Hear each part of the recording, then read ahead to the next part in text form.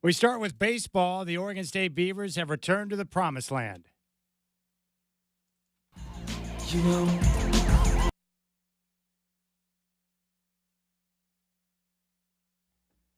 That's not the promised land I was hoping for. The Beavers top Florida State in the Super Regional. They're headed back to the College World Series. Schedule has not been set yet. We have one more ticket to be punched today. Duke and Murray State play the rubber match today in Durham. First pitch at 4 on ESPN. The OKC Thunder even up the NBA Finals last night in Oklahoma City.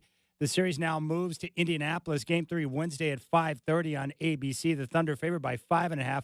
From the NFL, Jair Alexander has been released by Green Bay after 7 seasons with the Packers. The U.S. Open will start Thursday from Oakmont Country Club in Pittsburgh. Scotty Scheffler is the betting favorite and the largest one in 16 years from the WNBA. Caitlin Clark will miss tomorrow's game against Atlanta, but is close to returning from a strained quad.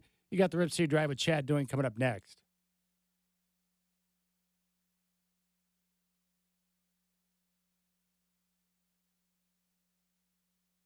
It's time for the Rip City Drive. Brought to you by Goldberg Jones. Divorce for Men. Call 1-800-DIVORCE. Featuring the crazy and often irrational longtime Portland radio vet, Chad Doing. Keljo comes set. Nelly's 3-2 pitch taken. Strike 3 call.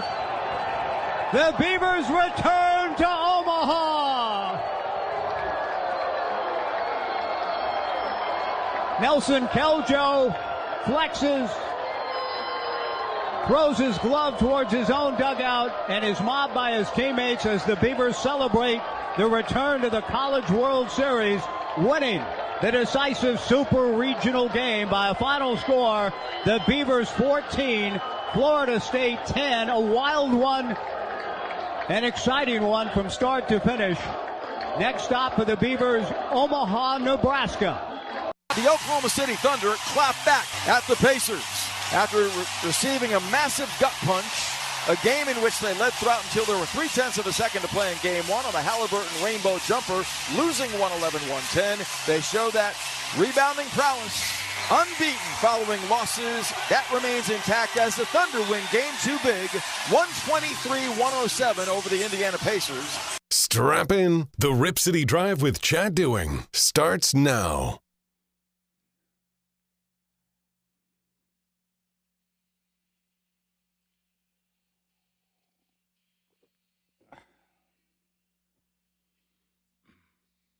You got to love it. My man Brendan went to a Tears for Fears concert down in Las Vegas, and now he can't stop playing their music on the show, which I'm a big fan of. All right, what's going on, my friends? Hope you're enjoying the hot and sunny day here in the Northwest. A beautiful Monday, and I looked at the extended forecast. We got some warm weather that will hit over the next couple of days, and then things will creep back down into the 70s. But summertime is upon us, which is terrific. I'm looking forward to the show today.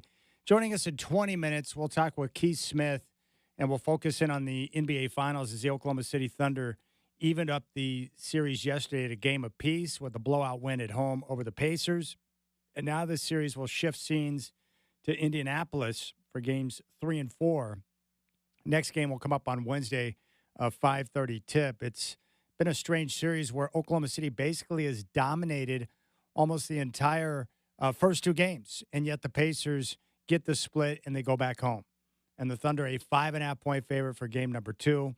I thought Chet Holmgren much more effective in game number 2. Shai Gilgeous-Alexander, he's awesome. He's the MVP, but he did a great job of, finding his own spots and being able to score. But he had 8 assists in the game, and, he was in that setup mode for his teammates. And when he's playing like that, like we saw in game 2, he's virtually unstoppable, where he can – drive into the teeth of the defense, be able to kick and find open teammates. And we saw multiple guys step up for the Thunder like we've seen all year because they're deep, they're talented, and defensively, they just smother you. That's a very good basketball team. But the Pacers, with a chance to do something special, I think if they're going to win the series, they're probably going to have to get the sweep at home games 3 and 4 to avoid having to play a closeout game in Oklahoma City and hoping to find a way to get a win. They're just so tough to beat in that building. So we'll get into the NBA Finals with Keith Smith. And at 5:20, the Godfather Dwight James. A lot of different things I want to talk about with him, but primarily focus in on the Oregon State Beavers, who have done something rather remarkable. And they got the job done last night in Game 3 of their Super Regional Series against Florida State. They had a couple of big innings with crooked numbers, and they're able to hold on to get the win 14-10, and they're going back to Omaha. And they did so after being left behind without a conference. They had to go about trying to find a way to put a schedule together, and yet Mitch Canham and his crew able to get this group to Omaha. What a story. Seriously. I mean, how do you do that? And yet we saw a number of different guys step up throughout their run to Omaha to get the job done. And what blew me away against Florida State, who is a powerful team with a powerful offense, the Beavers just have so many different arms they can go to in the pen. Guys who throw heat. And so they had multiple guys step up. And I thought yesterday's game was wild, 14-10. I never really got too nervous in the game because Oregon State was out in front early. They had 13 runs up on the board early in the game. So you felt pretty comfortable with where they were at. But Florida State, with their offense, able to battle back. And also, Mike Parker, the great voice of your Oregon State Beavers, has agreed to join the program tomorrow at 4:20. So I can't wait to talk to Mr. Mike Parker. We'll get his take on the return to Omaha. And also, how about that game one against Florida State with the comeback in the bottom of the ninth? Down 3 runs, they even it up, and they win the game in extras. I asked Mike over the weekend when I was talking with him, where does that one rank? And he puts it right behind the comeback against Arkansas in the championship when they won it just a few years ago. He said that one ranks right up there. That was a game where you're watching it, and everyone I talked to had the same sense. They're done. They are done. They're going to drop the opener to Florida State, and they're going to be in big trouble. But yet they found a way to come up with some clutch hits and get the job done. And I learned this from Bruce Bochy in my time covering the Giants. Baseball, it's really pretty simple. 3 elements: good pitching, check; good defense, check; and timely hitting, check. And Oregon State's got all 3 of those. And yet Mitch Canham, without a conference, trying to piece together his schedule, found a way to get this group into the World Series. And by the way, for Canham, his first trip to the World Series as manager of the Beavs. So it's a pretty big deal. And my man Brendan is here, and he gets a chance to cover the Beavs with Beaver's Edge. And Brendan, I want to ask you this. How did they do this remarkable run to Omaha where they don't have a conference, they have to piece together a schedule, and they found a way to get it done? It's a remarkable run and a great story in sport, but how did they do it? What's the key or the secret to their success with the Oregon State baseball program? Yeah, I think there's a lot of reasons, Chad, and good catching up with you, too. Hope you had a good weekend. It sure was a lot of great baseball down in Corvallis. I mean, I think it's the cachet of the program, right? Not many, for instance, Washington State couldn't have done what Oregon State did and go independent and play a road-heavy schedule and, build their RPI in the way that they did. And, then you talk about the booster support. It always seems that whenever the baseball team needs something, it gets done, whether that's extensions to Goss Stadium, fundraising, what have you. I think people like to support a winner. And, it's kind of forgotten sometimes to say it out loud, but Chad, they are a baseball school. They are. They have 3 national championships since '06. Own it. And, I think a lot of alumni do, but it's special. It's been 7 years since it happened, and I was just telling you before we got on air, I'm like, darn, that was my senior year of college, and I'm feeling like an old man now. So it had been a minute, Chad. Well, you bring up a good point about Oregon State being a baseball school. And it's hard for sports fans to admit that sometimes because we love football so much. But the reality is, like you said, they're a baseball program, and they've won 3 national championships in recent history. So, and you were telling me before the show that there are a few supporters of the program where they want to give to a winner and they want to donate and really help build the baseball program because they're a proven winner, right? Oh, absolutely. I mean, I think you have a run like this. Like I go back to 2018, Chad. As soon as they won that championship, they started a fundraiser for what is now down the first baseline, kind of the upper deck called Casey's Corner, right? And they're like, hey, let's start basically a GoFundMe of sorts. And we wanted to raise, say, this much. Chad, they had it raised in like a week. I mean, it's it's, I think it's cliche, but it's like it's a little easier to get the boosters to open up their wallets for a team that's an Elite Eight of baseball team versus like, having some convincing for, say, a 5-7 football team. How big was this win yesterday for Mitch Canham, following in the footsteps of the great Pat Casey? Oh, it's enormous. I mean, you talk about how hard it is to follow a legend, Chad. I mean, for the football analogy, it's like Kalen DeBoer following, Nick Saban at Alabama. Obviously, Pat Casey didn't have no 7 national championships, but in relation to baseball and how hard they are to get, like following somebody who had 3 all since 06, that's tremendous pressure. And 3 years ago, the Beavers were in this exact same situation, super regional versus Auburn at home, Omaha on the line, and they came up a game short. So I think, if they had, not lost this game, that kind of question, can Mitch Canham get to Omaha? Can he get there? Would have continued to linger. And I think it's great that it doesn't, because I think Mitch has shown this year he can put together one heck of a team. It's terrific. I have had a chance to meet and spend some time with Mitch, and I'm a big fan of his. I like him a lot. I think he's a good character guy. So I'm excited for him to see this type of success with the baseball program. Now, there's still one game to be played, which is coming up at 4 o'clock, and it's in the Durham Super Regional, Murray State and one Duke. Game.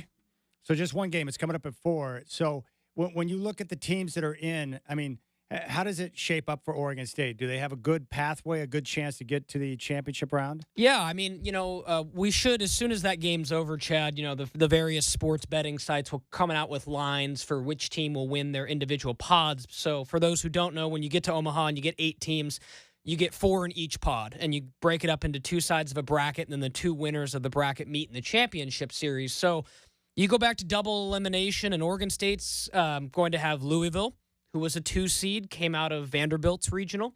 And they will also have Arizona, who was a 2 seed, came out of Oregon's regional, then went to North Carolina, beat North Carolina. And Coastal Carolina, who's been one of the better kind of, group of 5 teams this year. So, an intriguing side, Chad, but like I told you, when the betting lines come out, it would not, Oregon State will be the favorite to come out of their pod. So that's exciting. All right, other teams that are in right now, Louisville, UCLA, Oregon State. We'll wait to see the winner of Duke and Murray State. You've got Arizona, LSU. You also have Coastal Carolina and Arkansas. Who are the 2 best teams of all the teams that are in right now, in your opinion? Yeah, I would say in this order, Arkansas, Oregon State, LSU. Right.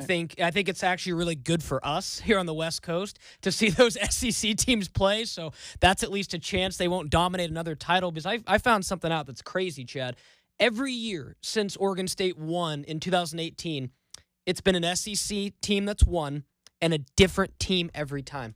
So they dominate the sport. So it's great to see UCLA in there, Coastal in there, Arizona in there. I mean, some good teams.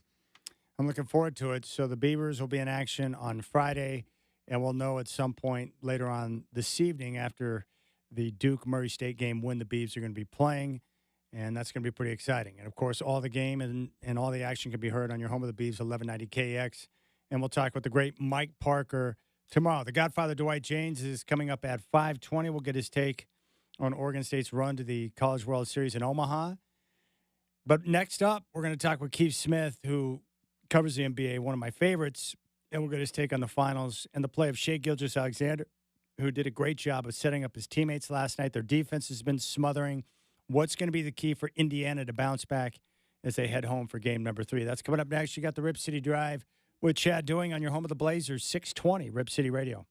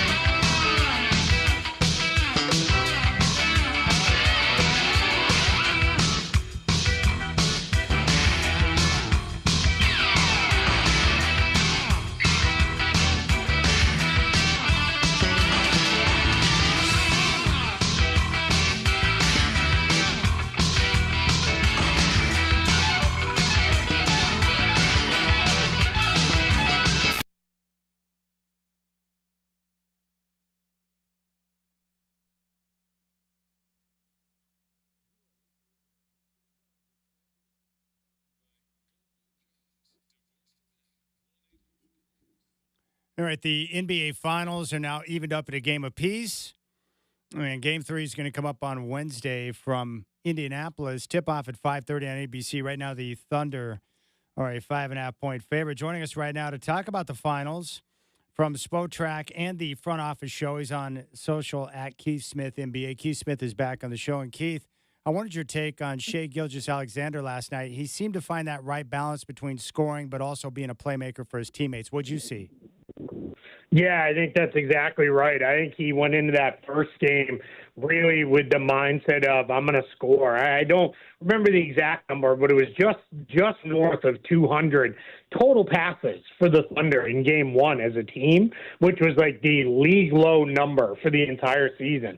They just did not play their game at all. It was all SGA. And then when the other guys got it, they weren't doing a whole lot with it. And he had an okay game if you just look at his numbers. He never really felt great about the way he played in game one, whereas in game two, he was out there, really set the tone early, getting to his spots, but also setting up teammates and making things happen. It was a really great all-around game for him. You know, there's no question that his MVP is well-deserved, and his team was sensational this year. When you see Shai Gilgeous-Alexander play, does he remind you of anybody you've seen in the past? That's a good question. There are shades of other players in his game. Like, I think his ability to draw fouls is similar to, like, peak James Harden back in the day, where it was just he's going to get to his spot, he's going to play through contact, he'll exaggerate it some, and he'll draw fouls that way. I think his mid-range game reminds me a little bit of the way early career Dwayne Wade played in the mid-range, which was, get to his spot, get into his shot very, very quickly, good lift on it, very hard to defend him there. So those are some of it. And then defensively, he's just so long, and he's so quick, and he's such a smart player. And because he's playing with all these other good players, he freelances a lot, and that really helps them out because he's able to force some turnovers and make some plays. So those are kind of the guys who come to mind a little bit. We're talking with Keith Smith from Spotrac and the front office show. Chet Holmgren, he really looked lost in game one, but he bounced back with a strong performance in 28 minutes of action last night. What was the change for Coach Daigneault to get him going? Yeah, I think they got him the ball in space a little bit more. And I think, again, the fact that they were moving the ball and passing it really, really helped quite a bit, because when you look at the way he plays, not that he's not a very good player, but he's still a dependent player. He needs other guys to set him up, or at least set him up where then he can take a couple dribbles and take his guy to the basket in space. And I thought their spacing was much better. Then I thought Holmgren moved the ball well. I thought Jalen Williams did a good job with ball movement. Alex Caruso had it popping. So all around, I thought those guys did a better job of putting him in spots to succeed. You know, when you mentioned Caruso, I think we all knew when the Thunder picked him up that was a really shrewd maneuver that was going to help them out. He reminds me a lot of Andre Iguodala's role in that Warriors first championship back in 2015, where, Coach Kerr had to go to Iguodala and say, hey, we need you to be the captain of the bench. He ended up winning an NBA Finals MVP. He was, really effective. And we're seeing a lot of the same type of play from Caruso with, his ability to score, the energy he brings out the bench, and then he's defensive minded. But he really does a lot of different things when he's out there on the floor for Oklahoma City. What do you see from him? Yeah, there's even a lot of little things, like the way he is very quick to jump in on a switch or come on a double team, getting on the floor to knock away loose balls and those sort of things and make sure his team always does the plays. It's just all that stuff that coaches love with him. And then you add that to a guy who gives them an extra ball handler. That is the one place where the Thunder are still kind of weak, despite how good they are. SGA is really good, but Jalen Williams can get a little shaky. Casey Wallace isn't really up to that task yet. So when you have Caruso out there, he does a nice job of giving them one other guy who is able to handle the ball, get them into the right stuff and make plays, and that's huge. And yeah, you're absolutely right. When they got him, it was one of those ones where it's like, all right, Chicago, you didn't get anything extra in this trade. You just got Josh Giddey, who's a nice player, went on to have a nice season for the Bulls. But I mean, when you're making a trade with the Thunder, you ought to be able to come away with at least a second-round pick, I would think, out of their stash of the hundreds they have left. Yeah, no question. Hey, Keith, how much money would I have to give you for you to willingly go on the floor and set a pick on Lou Dort?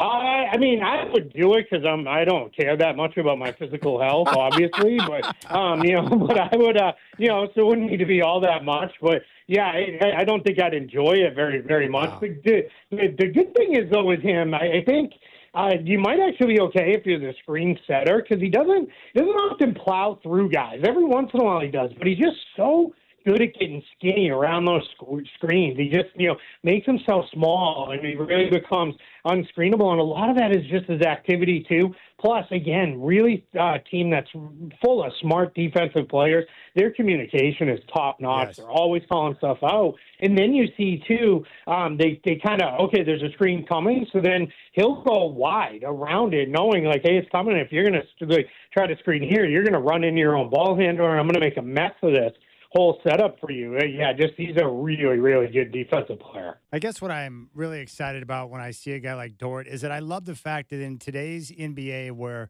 everything is built on, the three-point shot, scoring, offense, and, being able to space the floor, that yet the Thunder have still found a way to keep a guy like Dort on the floor who's not really a scorer or a shot maker, but just a great defensive player and can do so many different things. Yeah, absolutely. And then, he is a really good example on the offensive end, too. The difference between a non-shooter and a bad shooter. There are times when he's really not a good shooter, and it gets really kind of rough. But then what you ultimately see with him is because he's willing to take them, it's kind of like the way Marcus Smart has been throughout his career. He'll still take the shots, even if he's not a good shooter. And that means you have to defend him because every once in a while he gets hot. And then the next thing you know, the guy can rattle off, 6, 7 3-pointers in a game, and you're really struggling with that. So that does become a very big part of it. But, yeah, he's just really a fun player. It's really a bizarre series because we're evened up in a game apiece. But the Thunder have pretty much dominated both of the first two games. So if you're Rick Carlisle, what are you telling your guys as they get ready for game number 3 in terms of areas where they must improve? You got to control the ball. You got to have faster starts.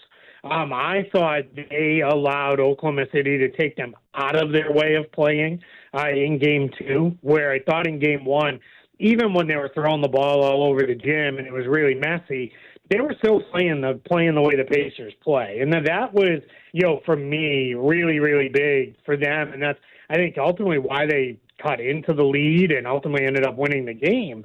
I think in this one, they just weren't as, committed to playing their way. And I thought that really became kind of a thing where it just ended up making it easier on the Pacers to kind of put them in a spot where, easier on the Thunder, where they were able to kind of get them out of their game and make their own plays. And that was really tough for them.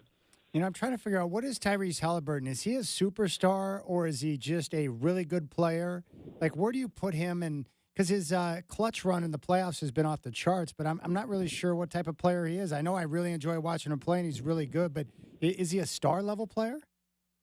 Yeah, it's a great question. He's a tough one, right? In my mind, he's right on the border of being a superstar. But the next thing for him is we can't have games like last night. It's okay to play a bad game. Everybody has bad games. But you can't play a game where we don't feel you on the floor. We just don't even know that you're out there. When you're playing a game like that, that's where it all kind of falls apart. You need to really be heavily engaged, and you need to be out there. We need to know you're out there. I'd rather have them go out there and go 4 for 20 shooting the ball than playing kind of passive and just kind of out there, not really overly involved. That, to me, is the next step he needs to take.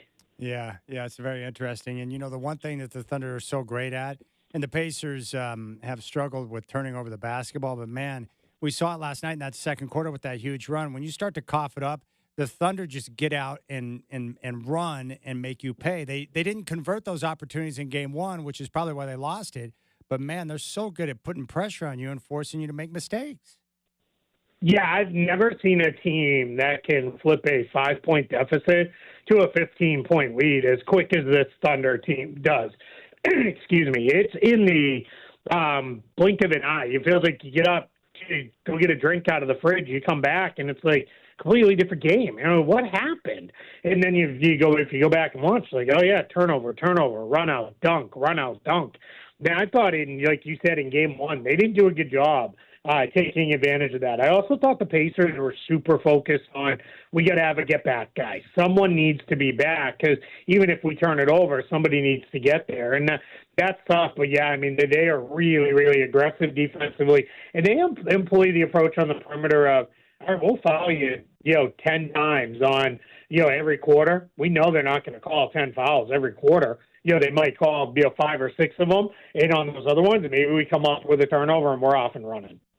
We're talking with Keith Smith from Spotrac and the front office show. I thought going into the series that it was probably a 5-game series that the Thunder would win quickly. I'm hoping after the split in the first 2 games that we'll get an extended series. After games 1 and 2, how long do you think this is going to go? Yeah, my pick pre-series was that it would go 6. I picked Thunder in 6. I'm not moving off that. I generally don't like to pick a team to win on the road. I think they're more likely to close it out at home. But I really respect Indiana. I think they are a very good team. I think they are really solid in the way they do things. And because of that, I do think it's going to end up being Thunder in 6. I think Indiana will get another one of these ones here at home, and then from there, the Thunder will take care of business. All right. I did want to ask you one thing outside the finals, Keith. The Knicks deciding to fire Tom Thibodeau. Did that surprise you? And who are 1 or 2 names to keep an eye on for that job? Yeah, it did surprise me a little bit. Not to the amount I think that it surprised some other folks, like some other people, it seemed like they were, like, I didn't even think this could be a possibility.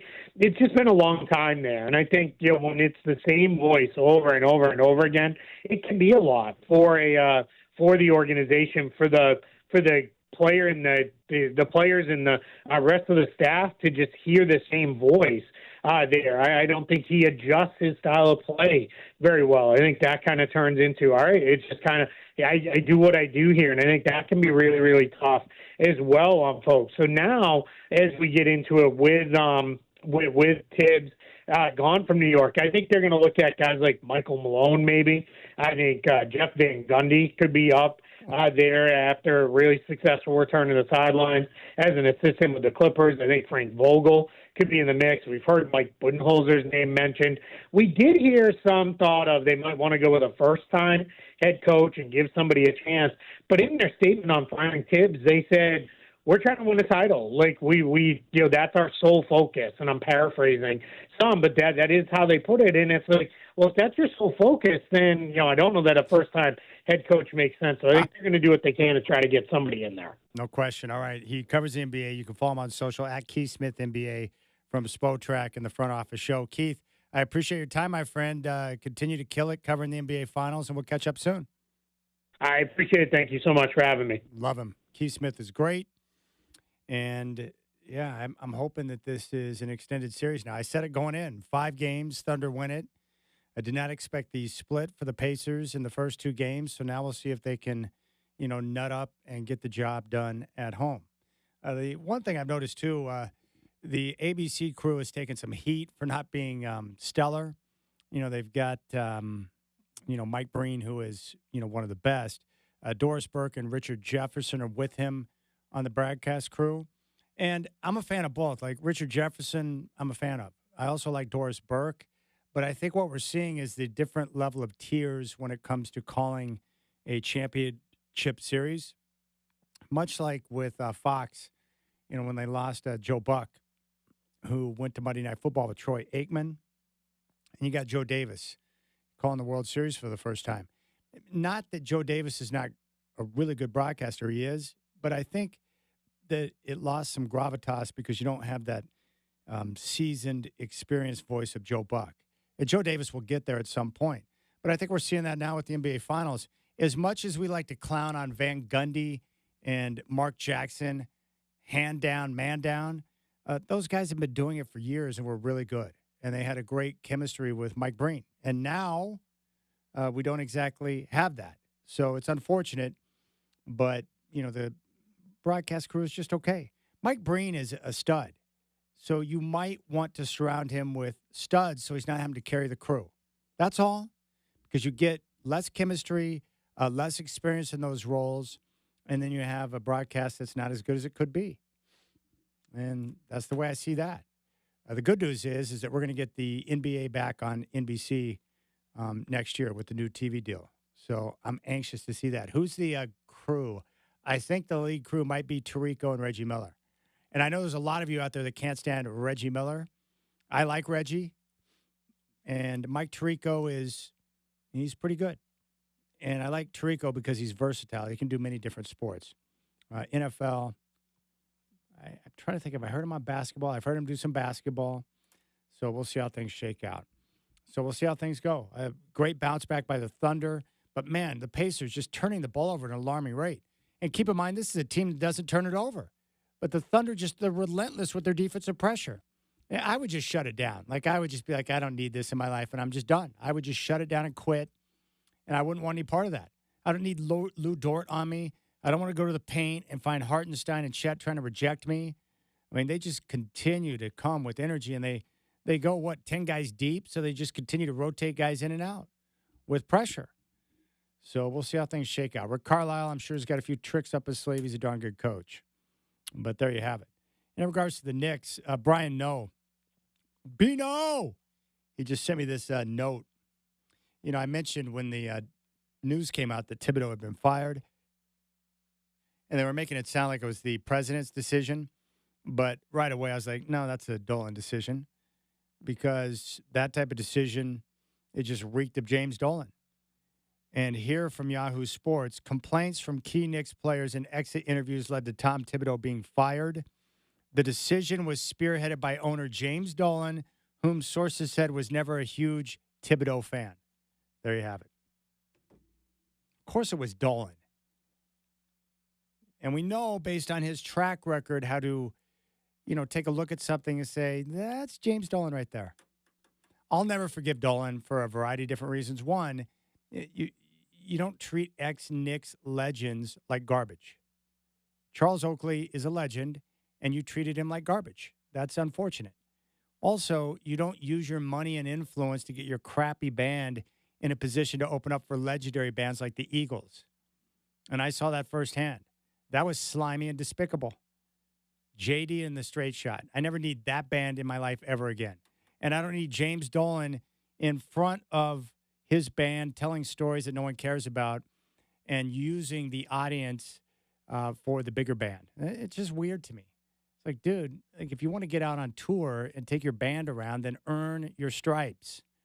I realize that you're richer than God, but please don't ever do that again. But he did it. So I don't like James Dolan, but we'll see how things shake out for the Knicks. I do like Thibodeau, but he's probably a guy, too, after about 4 or 5 years where you're like, I'm kind of tired of you now. He does a really good job, but he's too intense. And he likes to run his players into the ground. But then again, he's not the only coach that doesn't like to play young guys and wants to play his starters an exceptional number of minutes. Most veteran coaches do. Mike Malone's the same way. Hiring Mike Malone, I have no problem with that because, he's a successful head coach. But isn't he Tom Thibodeau, basically? Doesn't like rookies, doesn't want to play young guys, and wants to play his starters a bunch of minutes. It's the same guy. Oh, well, what do I care? It's the Knicks. Screw New York. But the NBA Finals Game 3 coming up on Wednesday, and the Thunder still a big favorite, 5.5 points. All right, 503-248-0620 is your telephone number. You can find me on social at Chad and Rip City. Hope you're enjoying the sunshine out there. The Godfather, Dwight James, will hop on board at 5:20. I want to get his take on the Beavers' run to Omaha. We'll also get his take on the finals as well and the upcoming NBA draft, which is just a little over 2 weeks away. All right, 503-248-0620. You got the Rip City Drive on your home of the Blazers, 620 Rip City Radio.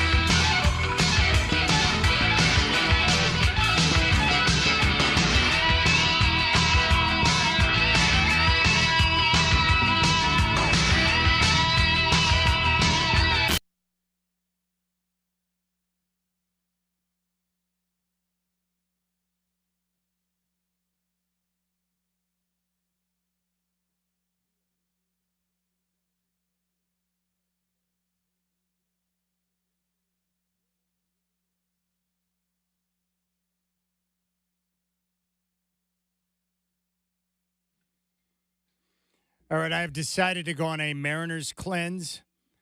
So I refuse to watch Mariners baseball for a while. I can't take it. Man, I'm sure a lot of you can relate. I have a good idea. Why don't you get up to another quick start and then just go right into the tank with a little June swoon? What did they drop? Like 11 out of 12? Now the Astros are on top of the division. It's just garbage. All right. I can't take it. Why should we support teams that continually disappoint us? I mean, think about that for a second. Why is it as sports fans that somehow, because you grew up in a certain area, or because your dad attended this school, or because you attended this school, or you lived in this city, why should we have blind devotion to teams that continually rip our hearts out? I'm done with the nonsense, man. Like, if you continue to show ineptitude and bad decisions and you lose on a regular basis, I'm out. I'm done. All this idea when I was younger about, oh, man, you don't leave your team, you never give up on your team, that's all a bunch of nonsense. It's poppycock. If your team does not respect you by trying to do whatever they can to win and they continue to lose, you can leave them. And you can pick whatever team you want and start supporting teams that actually, put together a good squad and have run support and don't want to just make you want to stab your eyeballs. I'm done with the crap, all right? If your team sucks, you don't have to have it be your team anymore. Why? It doesn't make you less of a man because you decide to jump ship and go to a different team. I've done it before, and I'm telling you, it's very liberating to just say, you know what, I'm done with you. I don't need the nonsense in my life anymore. I'm out. I did that with the Broncos when they hired that buffoon Josh McDaniels. I boycotted him. I was out. All right, you're going to get rid of Jay Cutler and tell me that Kyle Orton's your guy, and then you start trying to be fake Bill Belichick and get caught overseas because you don't know what you're doing and you embarrass Pat Bowlen. I'm done. And so I boycotted the team. I stopped watching their games. I stopped supporting them in any way I possibly could. And then when they fired his ass and they brought in John Elway, I jumped back on because I can do that. And you have that right to do that as well. You don't have to blindly follow some team forever as they continue to break your heart. And there's a lot of teams like that too. Like the Browns, for instance, the Cleveland Browns. They're dumb. Their ownership's dumb. They suck. And they're an embarrassment to America, as is Cleveland. So why should you support the Browns year after year when their owners are proven to be buffoons? I mean, you can only take so many bad decisions. That's all I'm saying. Now, I did have something happen that was a little bit bizarre today. I don't think I've ever have happened before. But I've learned on the golf course that a lot of weird stuff can go down. So, and again, I tee off early, too, so keep that in mind. So I am on hole number 11, and I'm getting ready to line up a short little par putt. And I hear from the middle of the fairway behind me, these guys are like yelling at our group, and we're in a threesome. And I hear this guy go, "He's still putting?" And these guys are like yelling at us. And I instantly, and again, it was early morning, and normally my heart rate and my blood pressure is at a very,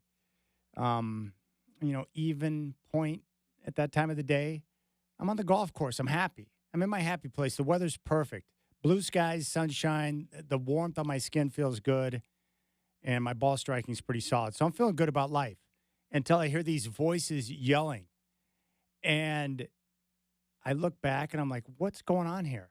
So we finish up, and we move over to the tee box on the next hole where we're waiting for the group in front of us. We had two foursomes in front of us. And these guys, as they're approaching the green, are like telling us to pick it up. And we're like, dude, if you've got such an issue, we'll let you play through, and you can get stuck behind the two foursomes that are in front of us. And he was telling us to play ready golf, and he was being an a-hole. And I felt my blood pressure start to rise a little bit. And I'm not one of those likes to fight guy, but in that moment, I was like, okay, let's go. That's what I felt like. So after some heated exchange, we continued to play. And of course, we were keeping up with the group that was in front of us. But, a lot of times when you're behind a group, you can't see what's going on in front of them, so you don't know. So the moral of the story is by the time we got to, the par 3 and we got to hole 17 and we were still waiting, the group that was behind us that was yelling at us, they finally came up and made amends. They're like, we're sorry. And I'm like, okay, that's all. I'm just saying I don't need my blood pressure to be spiked at that time of day. But I've learned, too, that I don't yell at guys on the golf course because a lot of guys pack heat in their golf bags, and I'm not looking to get anything crazy. Seriously? Oh, yeah, guys pack. Really? I would have never guessed. I mean, I'm golf naive over here, but that's interesting. It's not just golf. People pack regularly in their cars. Okay, interesting. I kind of like that. I just assume that that's the case. You don't Okay. know what you're dealing with when Smart you're man. talking to a stranger. I'm just saying it's a little bit crazy out there. But people be crazy. But you don't yell at someone from the middle of the fairway. These guys, you're like your age, Chad? Young kids or? Well, you say that. The problem is, Brendan, is I'm getting older now. Nah. Chad, in my mind, you're like 35, 40, man. Just roll with it. Well, I appreciate that. But the Just problem roll is, with it, boss. I think someone's my age, and it turns out that I'm older than they are in many cases. One guy was definitely older. The other guys I'm not really sure about because we're only primarily talking to one guy. But the great thing about being a guy is that we had a heated exchange, and then a few holes down the road, we're all making amends. I'm sorry. You're right. I'm sorry. I was an a-hole. Sorry about that. And you just move on. That's the great thing about being a guy is that we don't typically hold grudges. We can tell each other to bleep off, and then once cooler heads prevail, we're apologizing, saying, it's okay, man, let me get you a drink. And then we Give him move the on. bro hug, and we're all good. Yeah, if that would have happened amongst some ladies I know, there would be grudges held Oh, for big time. a lifetime.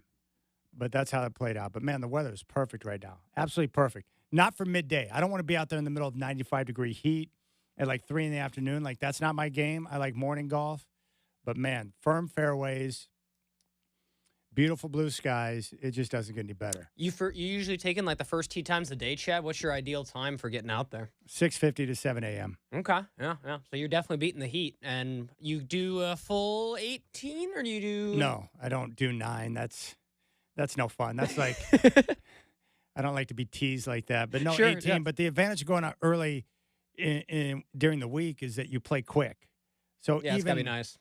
even today with the 2 foursomes in front of us, we still finish in less than 4 hours. So what that Nice. does is it allows me to get out, play in typically 3 hours, 15 minutes, get home, get cleaned up, and come to work. So it's perfect. The weekend golf is totally different because, a lot of these municipal courses are getting 600 plus people on.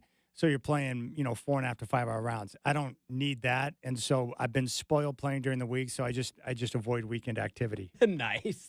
It's the way to do it, man. When you got an afternoon radio show, man, you got to take advantage of it. But yeah, see, there you go. Getting done, enough time in between. You got it made, Chad. Now, when are you going to hit the river? I know you like to do your tubing and hang out on the river. When are you going to do that? Probably next hot day. We needed this stretch because it's the Clackamas is right off Mount Hood, so it's a lot of snow melt. That water was pretty cold even still this weekend. So I think we'll be in prime shape probably next hot day. I'm looking forward to it. Scotty Bethune has chimed in. Chad, I love hearing you educate young B. Slaughter about heat. I mean, I'm familiar with heat, Scott. I just didn't know people bring heat to the golf course. That's all I'm saying. I'm a little novice there. No, I've learned as you get older, it's like most of the things that irritate you, it's not worth getting in a fight over, right? Sure. I'm a little more cautious about who I might consider dropping the bird on the road. Like, I'm just going to avoid it. I don't need that stuff in my life. I'm just saying. All right, we'll keep things rolling. The Godfather Dwight James is going to chime in at 5:20. Also got a great Soul Glow story that I heard today that I'll share with you that I think is pretty funny. And the Oregon State Beavers on their way back to Omaha, which is awesome. So the Godfather will share his thoughts on that. You can hit me up on social at Chad and Rip City. You can call at 503-248-0620. You got the Rip City Drive.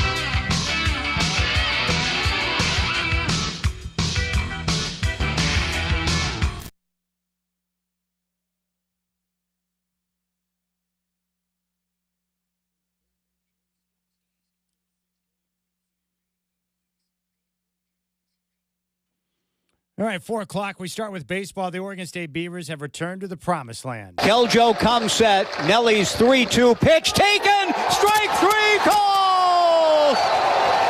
The Beavers return to Omaha. Yeah, the great Mike Parker, the Beavs top Florida State in the Super Regional, headed back to the College World Series. The schedule's not set yet. We have one more ticket to be punched today.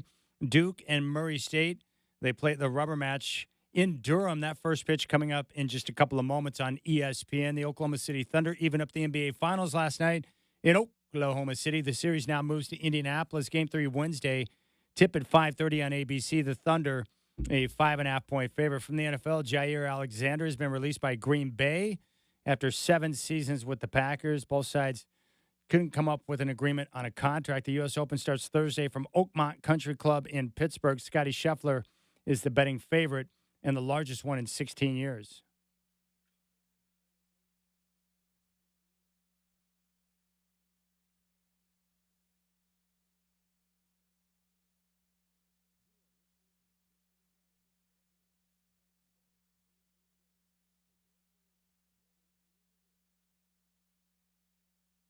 Keljo comes set. Nelly's 3-2 pitch taken. Strike three called. The Beavers return to Omaha. Nelson Keljo flexes, throws his glove towards his own dugout, and is mobbed by his teammates as the Beavers celebrate the return to the College World Series, winning the decisive Super Regional game by a final score. The Beavers 14, Florida State 10. A wild one, an exciting one from start to finish. Next stop for the Beavers, Omaha, Nebraska. Terrible call! Overton front court to Thomas, and Isaiah bumped on the way up. Oh, and they're counting the basket. He's counting the basket. Are you kidding me? Are you kidding me? Are you kidding? Man, is he horse collared at the 8? Yes! And he ought to be teed up! Very good. Oh, my goodness. This is a waste of humanity's time. Yeah. That ball's foul, Jim. By 10 feet. Yeah, that ball. What? By 10. Are they asking for, is Cincinnati asking for that to be looked at? Is that the deal? Travis, it's a good question. It's an important question. And I believe we're moving towards an answer, closure to that question and that issue.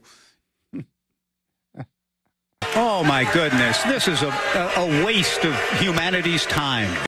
You got to love Mike Parker. He's going to join the show tomorrow at 4:20. He was on the call last night. Oregon State takes out Florida State. They put up 14 to get the job done, and they're back to Omaha. And we'll play Friday.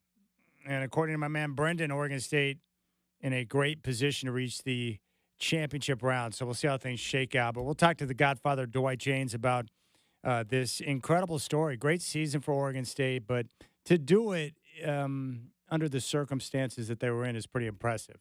You know, you get booted from the conference. You have to piece together a schedule, which requires a lot of road games, a lot of travel, and yet they find a way to get it done. They are a baseball school, a very successful one, and now we'll get a chance to see what they can do in Omaha with Mitch Canham getting his first trip. So a great story. Godfather going to join us coming up at 5:20. You can jump on board. 503-248-0620 is your telephone number. You can find me on social at Chad and Rip City. Hope you're enjoying the sunshine today. Man, it was warm over the weekend and awesome. Simply awesome. Great this morning and this afternoon. I love looking out and knowing the summertime is here. I do want to talk some football. And I was thinking about this. You know, Aaron Rodgers has agreed to terms with the Pittsburgh Steelers. And I know for many of you, Aaron Rodgers is annoying. And I can see that. You know, he's very sure of himself. He's a different type of guy. And he is, you know, one of those people that's willing to share his mind on controversial topics and so forth.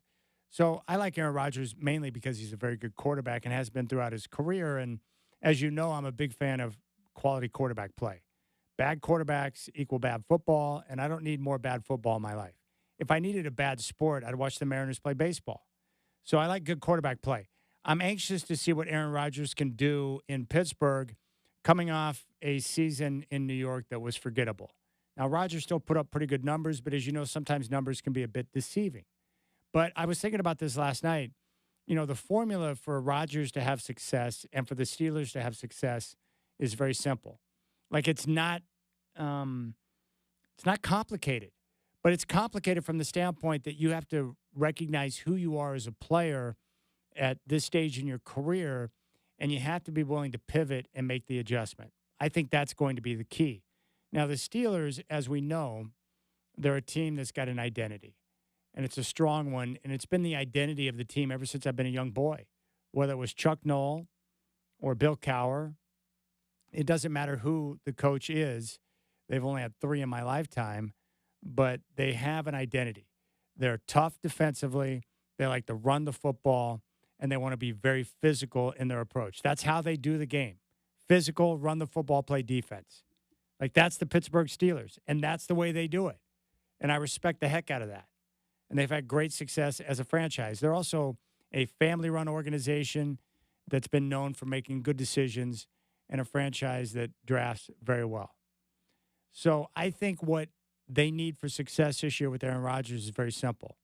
Aaron Rodgers needs to recognize, and I don't know what the process is for this, whether it's a coach or someone that he respects, you know, being able to sit down with him and have a honest, you know, heart-to-heart.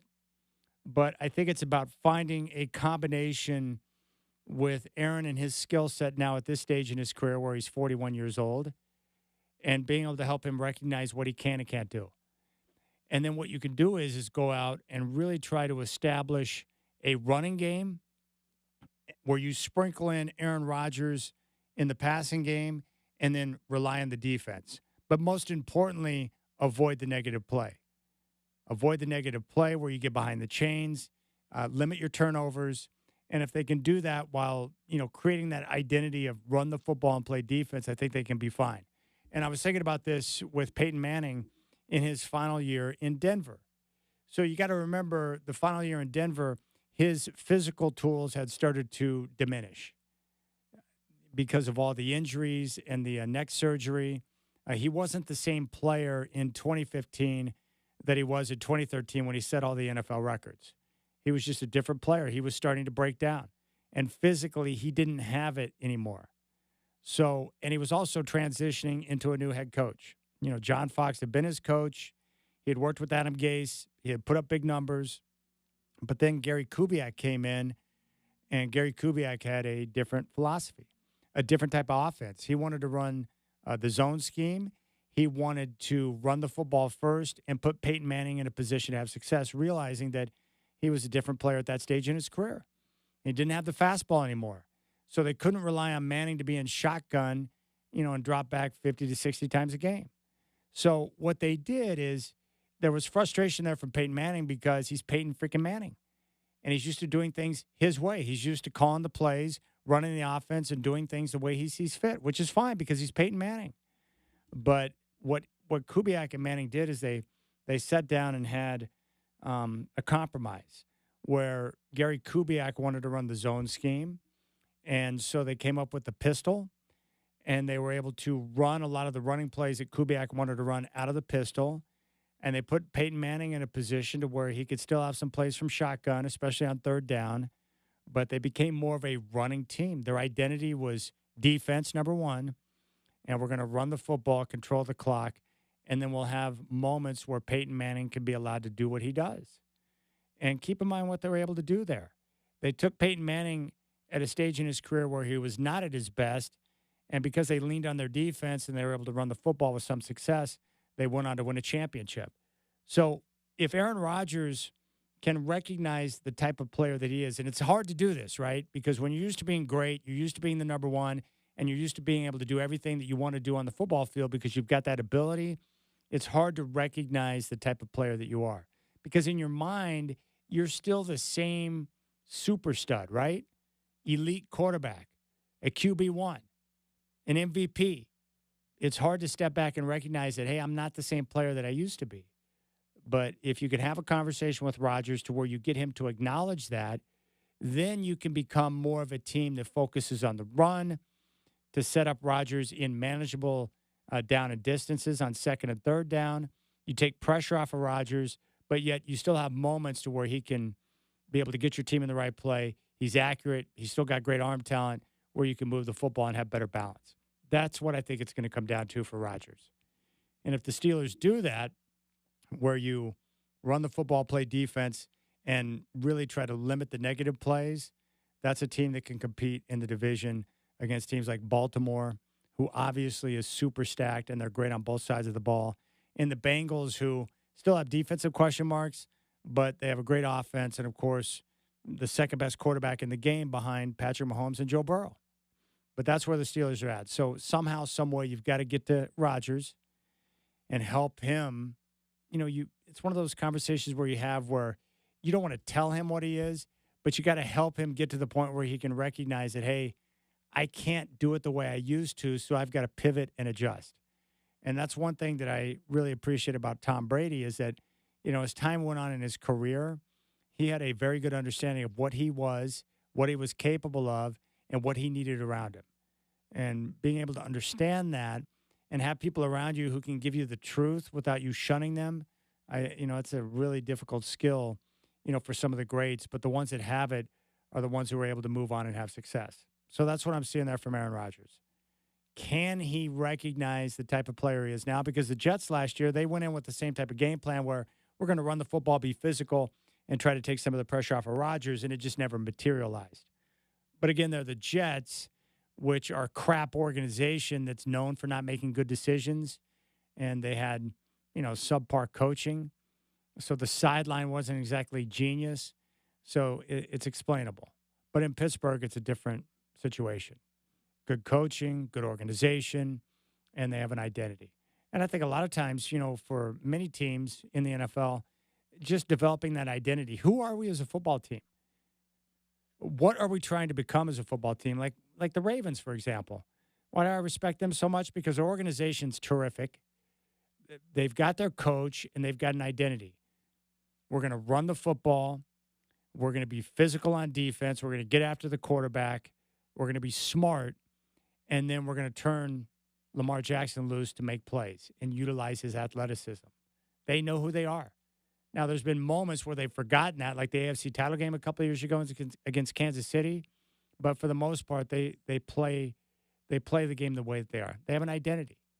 The Kansas City Chiefs do. The Philadelphia Eagles know who they are. I mean, the best teams in the NFL know who they are, and they don't forget it. I think the Detroit Lions, under their coach, have done a good job of establishing an identity and knowing who they are. We're going to play fast. We're going to build from the inside out with a great offensive line. We're going to run the football. We're going to protect our quarterback, and we're going to allow the precision of our quarterback to move the offense. But we won't have balance. And I think the Commanders are a team that is young but developing an understanding of who they are. I think the 49ers had that for a long period of time as well under Kyle Shanahan because of the talent they had on defense. We're a team that's led by our zone running scheme. We're going to run the football, and we're going to work off play action to put our quarterback in a position to have success. All right, we'll keep things rolling here. 503-248-0620 is your telephone number. Dwight James coming up at 5:20. You got the Rip City Drive with Chad doing.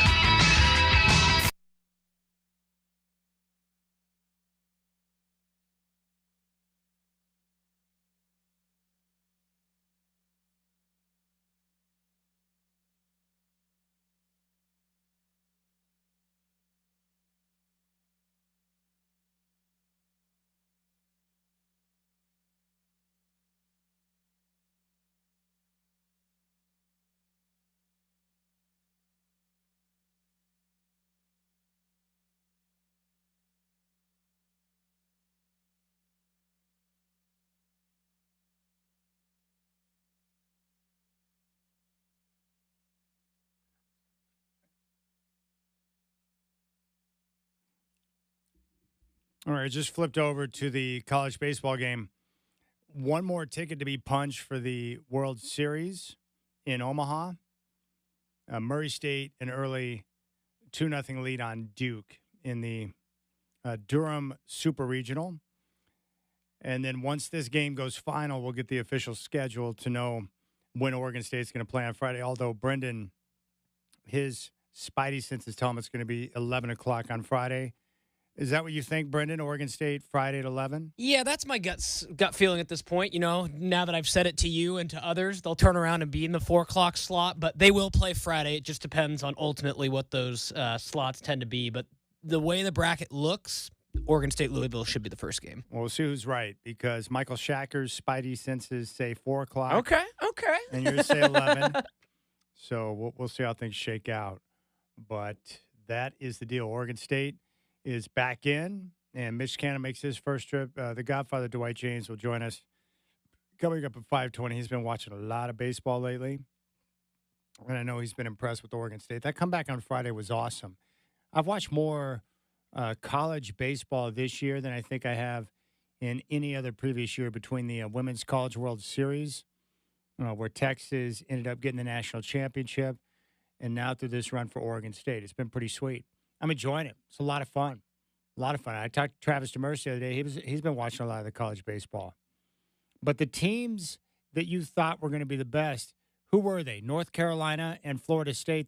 Both those teams got knocked out. Yeah, I really liked North Carolina this year, especially when you saw what they did to Arizona in Game 1. They won, 18-2, and then Arizona came back. So I think they got a little high on their horse. And Florida State, that should have been an Omaha matchup. And we saw 3 awesome games in Corvallis, and at least on paper, Chad, I don't think Oregon State would face a team that's more complete than Florida State until they reach the championship series, should they make it. No disrespect to Coastal or Arizona or Louisville, but I just don't think any of those teams on paper are quite as good as Florida State.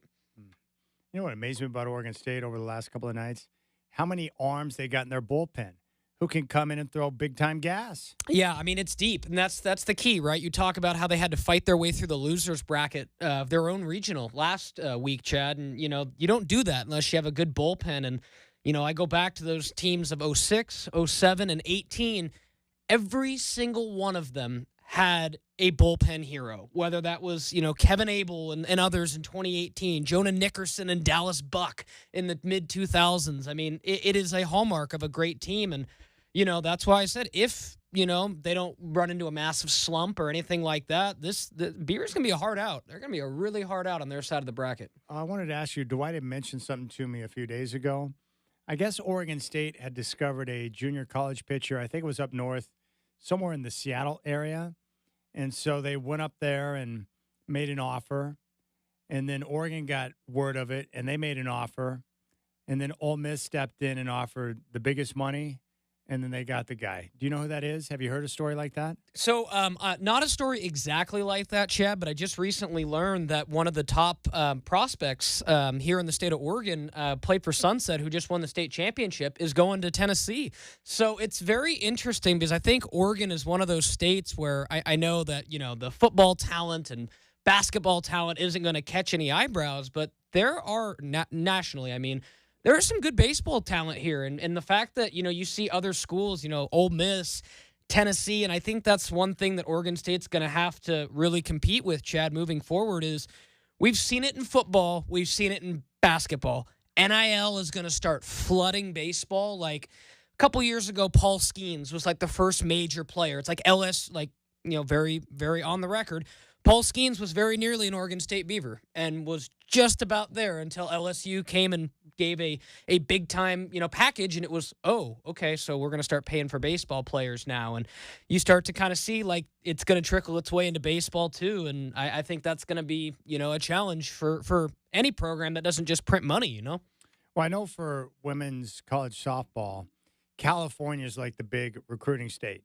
And when Oklahoma really started to make inroads in their dynasty, it was, tapping into California. What is the big recruiting state for college baseball? Is it California? Is it Florida? Is it somewhere else? What's the big state for baseball? Yeah, I think you nailed the big ones. You're obviously going to get your good guys out of California, Florida, Texas. I think, you got population. But I will say this.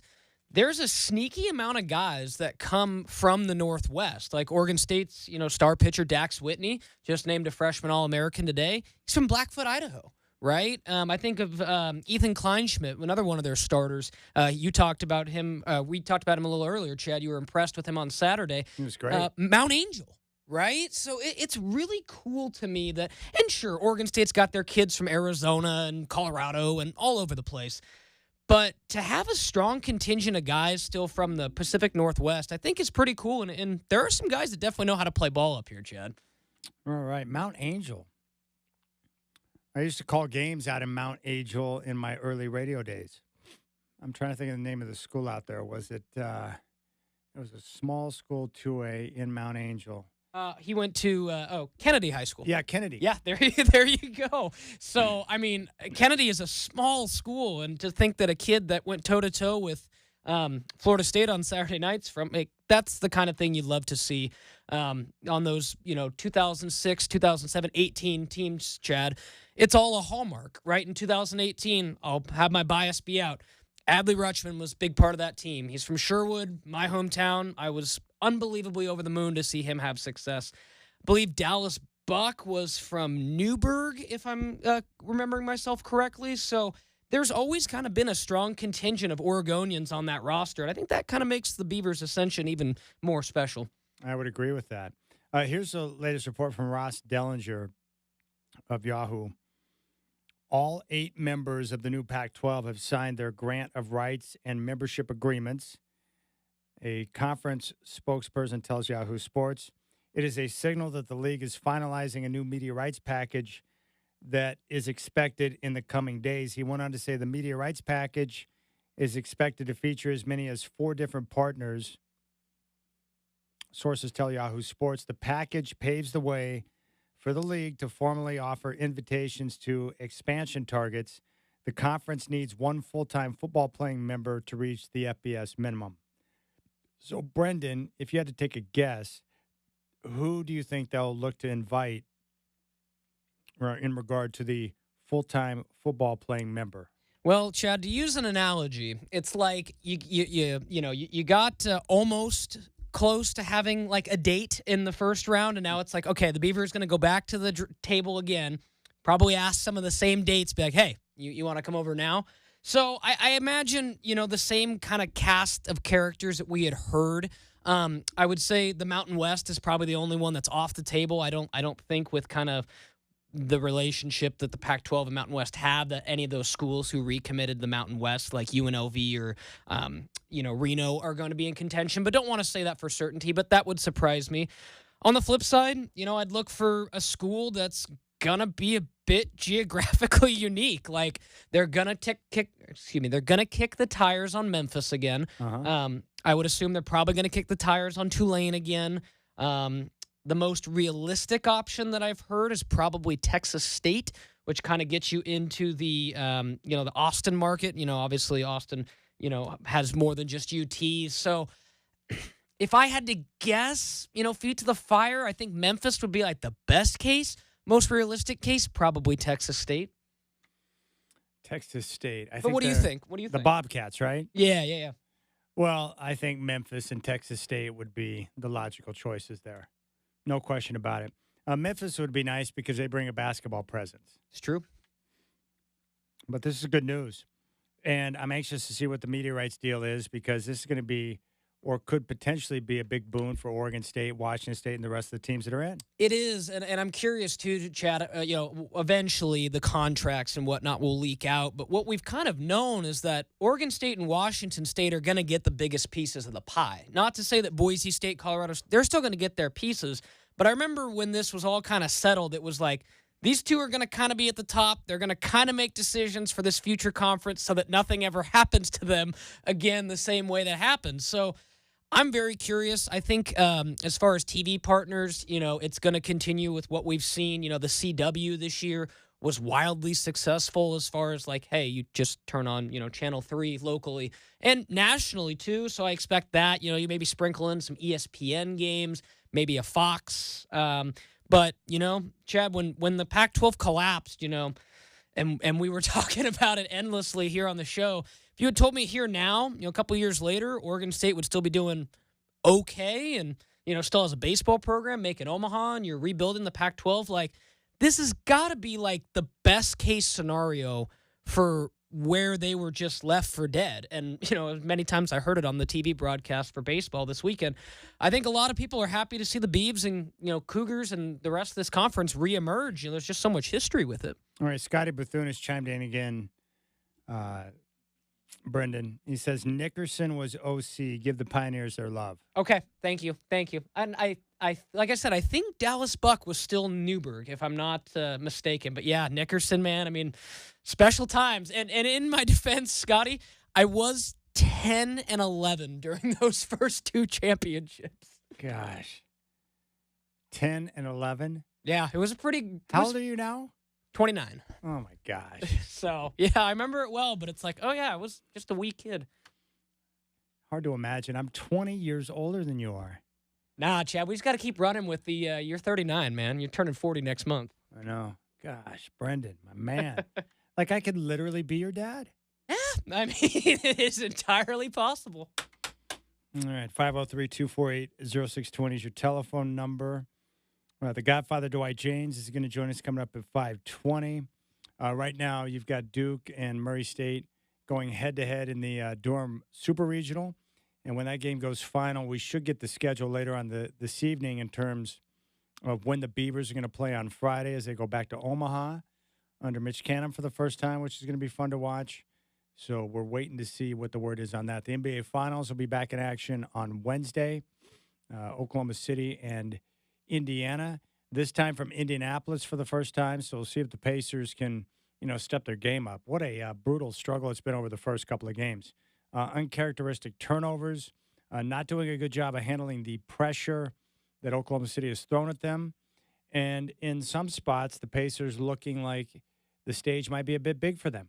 An impressive comeback in game number one, but that's one of those games where, like, I was thankful the Pacers won because I wanted an extended series, but that was a game that Oklahoma City, just a bunch of missed opportunities. When you turn a team over like they did in game number one and you don't capitalize or cash in and you allow them to hang around long enough to be able to be in a position to win the game, that's a problem. But when I see Oklahoma City play, it's like, gosh, how did they even lose a game in the postseason thus far? With their defense and their pressure and what they continue to bring, I just like the way they play. Very big fan of the way they play. And I love the fact that they can have a guy like Lou Dort, who's not much of a shot maker. He's not going to be a difference maker on offense. He's had a couple of games where he's been able to step up and knock down some threes.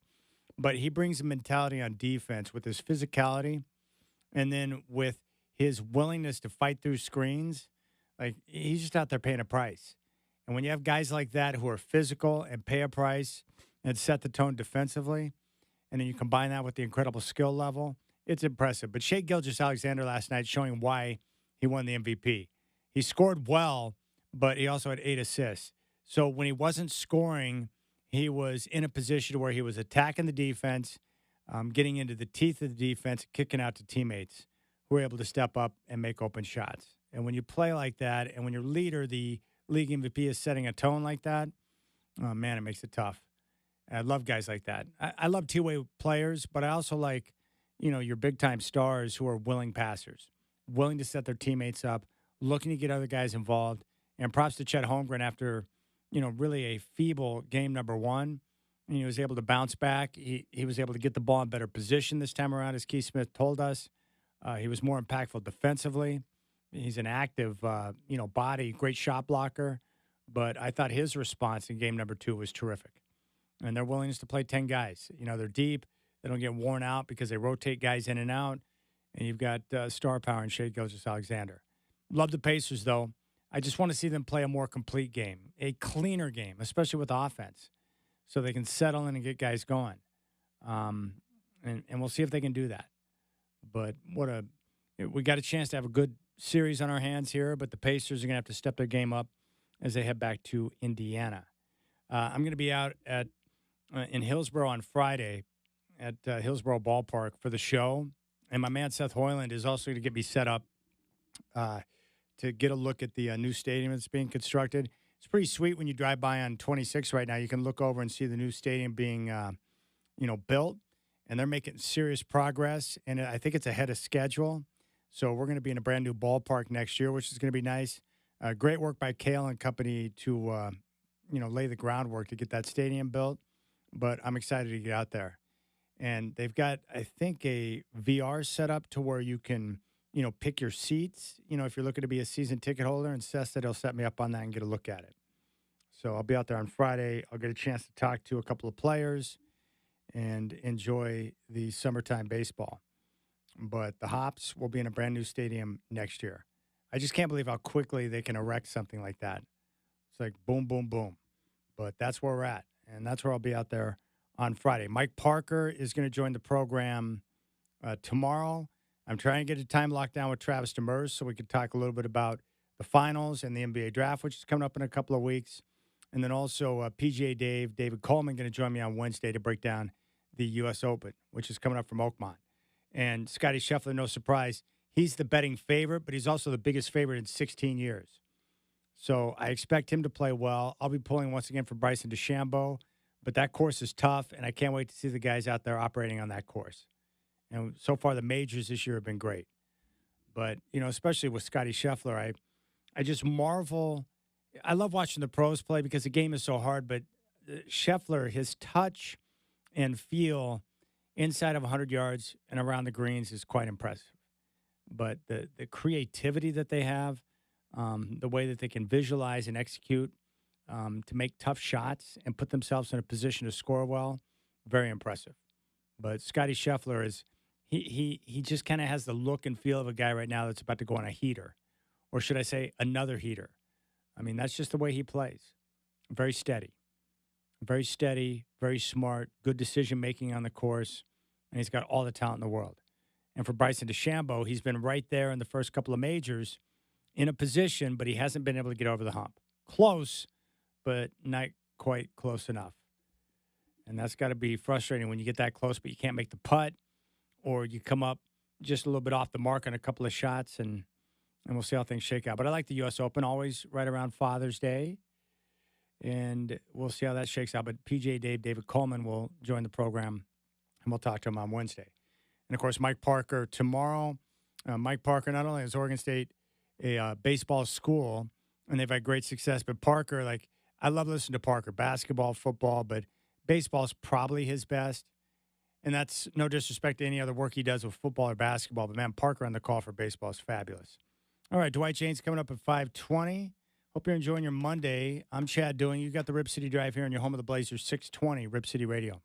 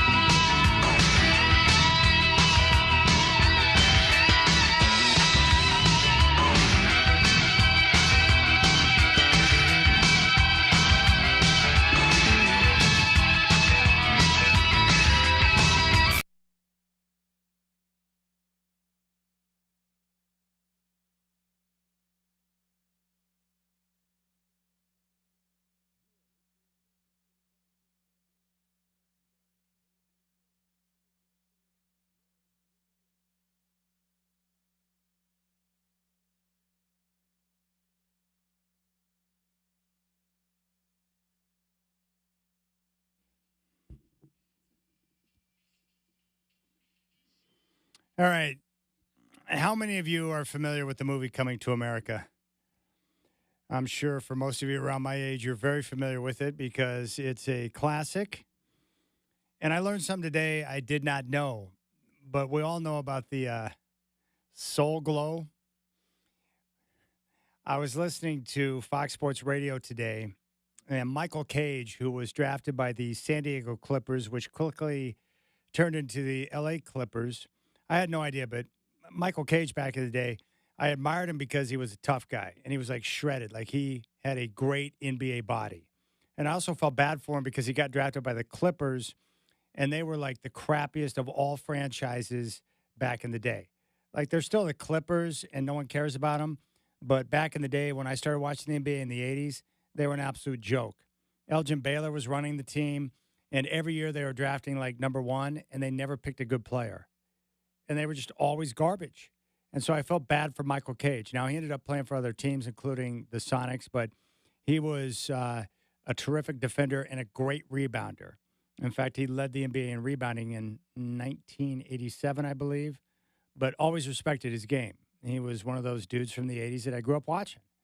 Well, apparently, the whole Soul Glow part of the movie Coming to America, it was based off of Michael Cage. And he talked about that with Dan Patrick on Fox Sports Radio. Take a listen to this. You know, when they did the infamous Coming to America movie, the writers came to the Clippers game, saw my hair, and said, we're going to do the Soul Glow thing off of Michael Cage's hair. I said, okay, this is kind of cool. I didn't find that out till 10 years, 15 years later. But that's what I found out years later from Rolling Stones magazine that called me and says, hey, we want to do a story on you with the whole Coming to America feature. I said, well, what does that have to do with me? He said, oh, you didn't know? They said, well, the writers came to a Clipper game. I'm sorry, I can barely get it out sometime. You got to have a sense of humor in my house, and this is a sense of humor. I tell you a story for me.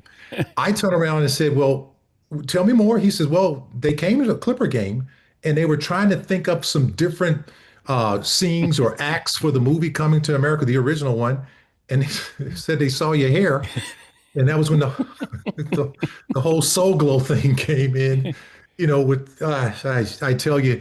And I said, okay, that's a big surprise, but I can give you whatever I can. I said, yeah, I wore it. But, you know, I was kind of like a baptism into the entertainment industry of Hollywood for me with the hair thing and the Soul Glow and the Jerry curl, you know, all that stuff, man. But if you could still. All right. I hate to do this to you, but take a listen to this. Hopefully it will get stuck in your head. You know, you can be all the things you've always wanted to be. Beautiful, sexy, easy as 1, 2, 3. Just let your soul go. Just let it shine through. Just let your soul go, baby. Feeling oh so silky smooth. Just let it shine through. Just let your soul go. That's pretty good. That's good. I had no idea that was based off of Michael Cage. Unbelievable. I just got this message here, and this is pretty awesome. But a friend of mine just reached out and said, hey, I went to my very first Timbers game yesterday. It was on my bucket list. I sat in the Army. What an experience, LOL. Well, much respect, because if you go to a Timbers game for the very first time and you sit in the Army, that is an experience unto itself. See, I remember, and things have changed, but the Army is, I mean, they're rabid. And I know people that are a part of the Timbers Army right now, but I remember when I worked for the Timbers and Beavers back in the early 2000s, I think his name was Ken Puckett. He was the operations manager there at PG Park. A great guy. Loved him. He was super funny. But he would have meetings every year with the Army about what they could do, what they couldn't do, what type of chance they could have, what they couldn't have. Like, they were always trying to push the limits on what was acceptable and what wasn't. How many smoke bombs they could drop, what type of chants were okay, what was obscene, what wasn't obscene. So total experience. And the Army was, phenomenal back then. They've been like that forever. So props to anyone who hits a Timbers game for the first time but decides to sit in the Timbers Army. Have you sat in the Timbers Army before, Brendan?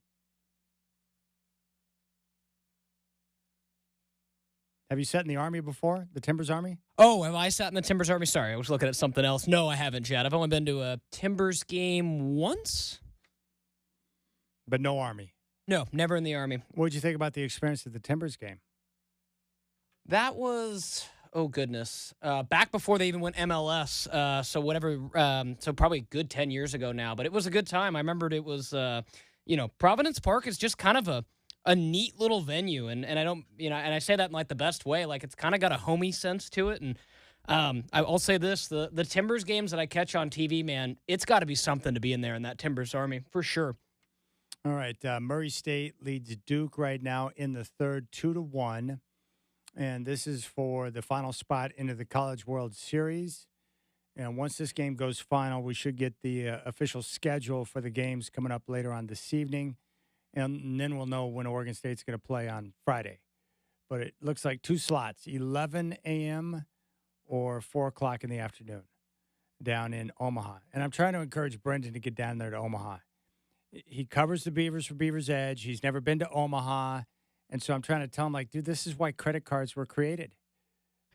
We're scheming here behind the scenes, Chad. We might be looking at some flights, seeing what might be available. I've been looking around. What have you seen? I've seen a couple of flights, like, for under 500. Yeah, about the same. Flights aren't too bad. It's just, it's assuming, that's why I said the hardest thing about Omaha is assuming almost 10, 11 days from when it starts to when the end of the championship series is. So, do they have a media accommodations where you can get, a media rate on a room? I would assume so. I would very much like when the times get announced. What do you mean you would assume so? Don't you know? Don't you have access to that information? We haven't gotten anything, and I think it's because this Murray State Duke game is still being set. Like we haven't been sent out like a hey, here's the credential. That's right. They wouldn't send out the official details until this game goes right. final. So I'll be checking an eye on it tonight. You've lit a fire under my keister.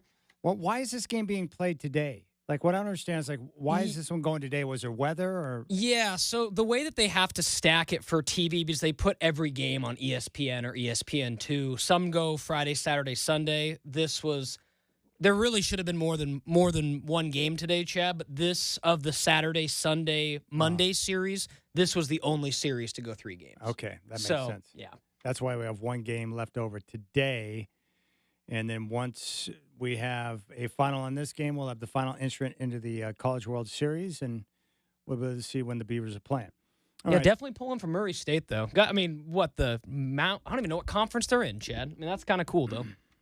Is it Missouri Valley? I think you're onto it. Yeah, I think it's does anybody know anything about Murray State except for John Morant? Like, the fighting John Morant's of baseball, man. Ohio Valley. Oh, we would have failed that. We would have failed that trivia night. That was close. I got a Valley, though. That's got to count for something. It's got to count. All right, Ohio Valley Conference. So Murray State 2-1 lead on Duke right now, 3rd inning, bottom of 3 at the Durham Super Regional. The Godfather Dwight James coming up at 5:20. You got the Rip City Drive with Chad doing.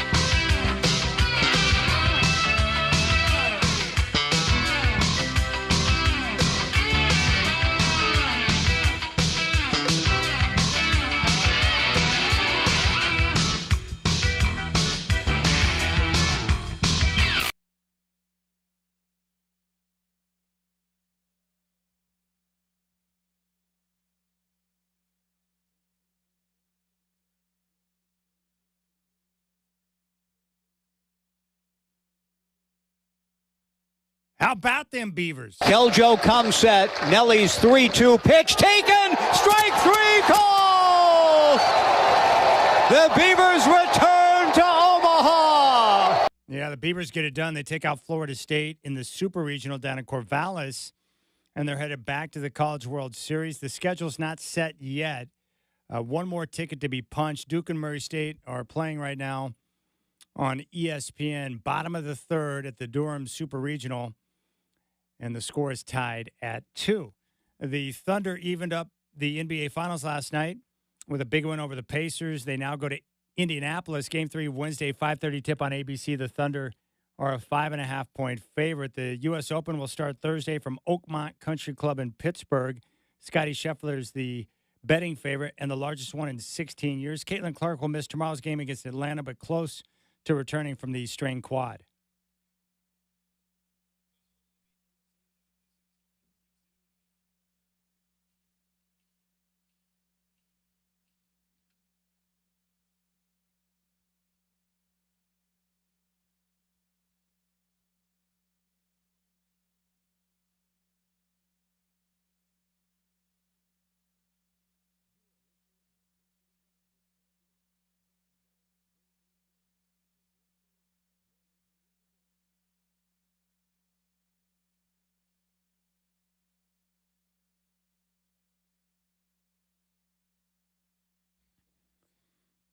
All right, we got the official schedule. Oregon State will meet Louisville Friday at 4 o'clock, which means the pregame with the legendary Mike Parker, who's going to join the show tomorrow at 4:20 at 3:30. All right, Brendan, you were wrong. So apparently Shacker's spidey senses for scheduling might be a little bit better than yours. Yes, I think that's fair to say. I will take the L on that one, and But that's a better start time, anyways, 4 o'clock. Oh, for sure, especially for a team on the West Coast and Oregon State. 11 a.m. Even that time can still be pretty early. So, yeah, no, I think it's a good draw, and we'll obviously be counting down the hours. No question about it. All right, the Godfather Dwight Jaynes, he just wrote a good piece on Oregon State's baseball program on his Substack. He's going to join us coming up at 5:20. I want to get his take on, the improbable run by the Beavers this year. I mean, all the work that went into putting this season together from a scheduling standpoint. I think, Brendan, you mentioned this, that another key was they didn't lose any of their players, their key contributors from last year's squad in the portal. Like, that's pretty darn impressive. It's huge. I mean, you talk about how much the portal has started to impact college baseball. It's not as prevalent as football or basketball, Chad, but there are still quite a few number of guys who move around, right? I mentioned Paul Skeens earlier, began his career at Air Force before went to LSU, led them the championship, and now is, one of the hottest young pitchers, if not the hottest young pitcher in the majors. So it definitely has an effect, The Beavers got Iva Arquette, the Hawaiian native from Washington this offseason. I heard Washington really wanted to keep him, but Washington didn't have any NIL dollars in their baseball program. So it's just the little things that make a big-time difference, and I think Oregon State's baseball program is well-positioned to continue to build on what they've done for, the recent times. Well, who are the two aces? So I would say the two best pitchers in baseball right now are probably Skeens and then Skubal from Detroit. Yeah. I mean, those are the two best. Yeah, Skeens is what he's doing and how quickly he's been able to do it has been, a revelation. And it's cool to see. I love to see guys who can get up to the majors super quickly relative. So, yeah, no, it's one of those things where I think we're going to see a lot more of guys, For instance, leading into this last super regional weekend, there were, Florida State was like picking up commitments from the transfer portal for like next season already, and other teams. So like the transfer portal's like already moving right now, Chad. So it's really just like college football where it's like, hey, there still could be teams playing, but there are guys entering the portal and getting courted, So aside from not losing any of their key players in the portal, what were a couple of the other factors that led to the Beavers having success this year? I mean, you're around the program, you hear what's going on. What's been the key to the secret sauce that's allowed them to get back to Omaha? Yeah, I think it's a couple things. I mean, for one, like we talked about, they didn't lose, other than, their guys who went pro, right? Travis Bazzana, number one pick. Don't want to, deny that. But I think it's fascinating that Oregon State loses what was in a sense, I think, on paper, a better offensive team last year. I mean, you had Travis Bazzana, he went number 1, and other guys in the lineup who could really hit, but they weren't a national seed, Chad. They had to go on the road to Kentucky and play the Wildcats in the Super Regionals, and I think it was something like, 3 hits in 2 games and 2 total runs. I mean, Kentucky just blasted them last year. And I think that really stuck in their mind. That's why they built their schedule this way, so that they could be a top 8 seed. And when that super regional happened, have Florida State at home. I mean, I'm not going to take anything away from Oregon State, Chad, but it's a completely different series if that series is in Tallahassee. Like, it's not even a question. It's just home field advantage, and baseball is epic. And even got a shout out to Chris Burkhart sitting next to me here in the studio, who's like, the real MVPs, Chad, might be the Oregon State fans behind home plate who just stacked alcoholic beverages as fast as they could. And I heard game 2, the NCAA gave them a hard time about that. I'm like, come on, man, that's just gamesmanship. I love it. There was a big stack. It was. I mean, I was doing the math, Chad, because I know how much should they charge for a Coors Light or a Topo Chico down there in Corvallis. And, it's probably about double digit, like $10 or more. And I'm like, okay, 10, 20, 30, 40. I'm like, darn, that's like $300-400 worth of booze. So yeah, gotta credit those fans, man. They definitely made ESPN some funny headlines over the weekend. There's no way that tall can of Coors Light's less than $10. Yeah, no. Oh, absolutely. Like, when the last time I went to a game as a fan, Chad, and this is 6-7 years ago now, they were about $10. So post-COVID inflation, I'll say probably 12, 13. Where is the best place to go? Like, if you're gonna go out, like anywhere, sporting event, golf course, like where's the best place? Where do you get the best value on alcoholic beverages? Oh, I think a lot of times golf courses don't overcharge from the cart girls or whatever. You can get a brewski at a decent price. Yeah, I mean, it's definitely interesting. How much wherever you go, where do you go to play your trivia during the week? When we go play trivia, just at our local, it's kind of like a big bowling alley kind of a thing. How much do you pay for a brew there? If I'm getting a beer, it's probably going to be $7-8. Mixed drink, probably 10 to 12. So $7, and there's that tap. Yeah, just a draft. All right. And like, if you're gonna have a beer, what's your go-to? Yeah, no, probably just a Bud Light. I'm not as much of a beer drinker as I am like, give me a mule, give me some kind of a drink along those lines. I'm much more of a mixer guy. But if I'm gonna go for a beer, like with chicken wings or maybe even something like sushi, I'd go for like a Bud Light. Okay. All right. Just curious. But yeah, no, it's not, Chad, what we like to call is, I would like to, now, could anybody at Moda Center stack up, cans like that for, we know the premium you pay at Moda Center for a drink, and I think that would bankrupt some people. Well, yeah, in NBA and NFL, you're paying premium prices for sure. It's at the big sporting events. It's nuts, but then you go to some places, Chad, like this last year when I went to Bark in the Park with my dog up at the Mariners when they played the Orioles, because I was dying to see Adley Rutschman play live. They have a special section at the Mariners games that is like, you kind of got to walk to it, but there's a few of them throughout the stadium, and it's like their value sections. And I remember how happy I was that day to find that they had 12-ounce Miller High Lifes for $5. And I asked my buddy TJ, who still, covers the Mariners. I'm like, hey, you've been back? They still got those $5 Miller High Lifes? He's like, sure do. So I appreciate a stadium that knows, be like, there will be people who want to buy the premium stuff, but let's have a little section for the working class folk. No, I when I worked up at the at PGA Park with the Beavers, the big selling point was Thirsty Thursdays. So I think I can't remember the exact price, but I think it was $2 drafts. And so let's just say that the outfield section would get a little bit rowdy later on in the night. Because people go down there for one particular reason. It's Thirsty Thursday. Yeah, no. And when you can, I mean. But when I bartended, when I was up at Tom's over in North Portland, there were a lot of people that came in. PBR and High Life were two popular choices because I think it was $2 for a pint. That's some good prices. I mean, I can remember, like, when I was in school, you'd get some deals sometimes where you get beers like less than $5. But nowadays, I think it is a it's a miracle if you're finding an alcoholic drink less than $5.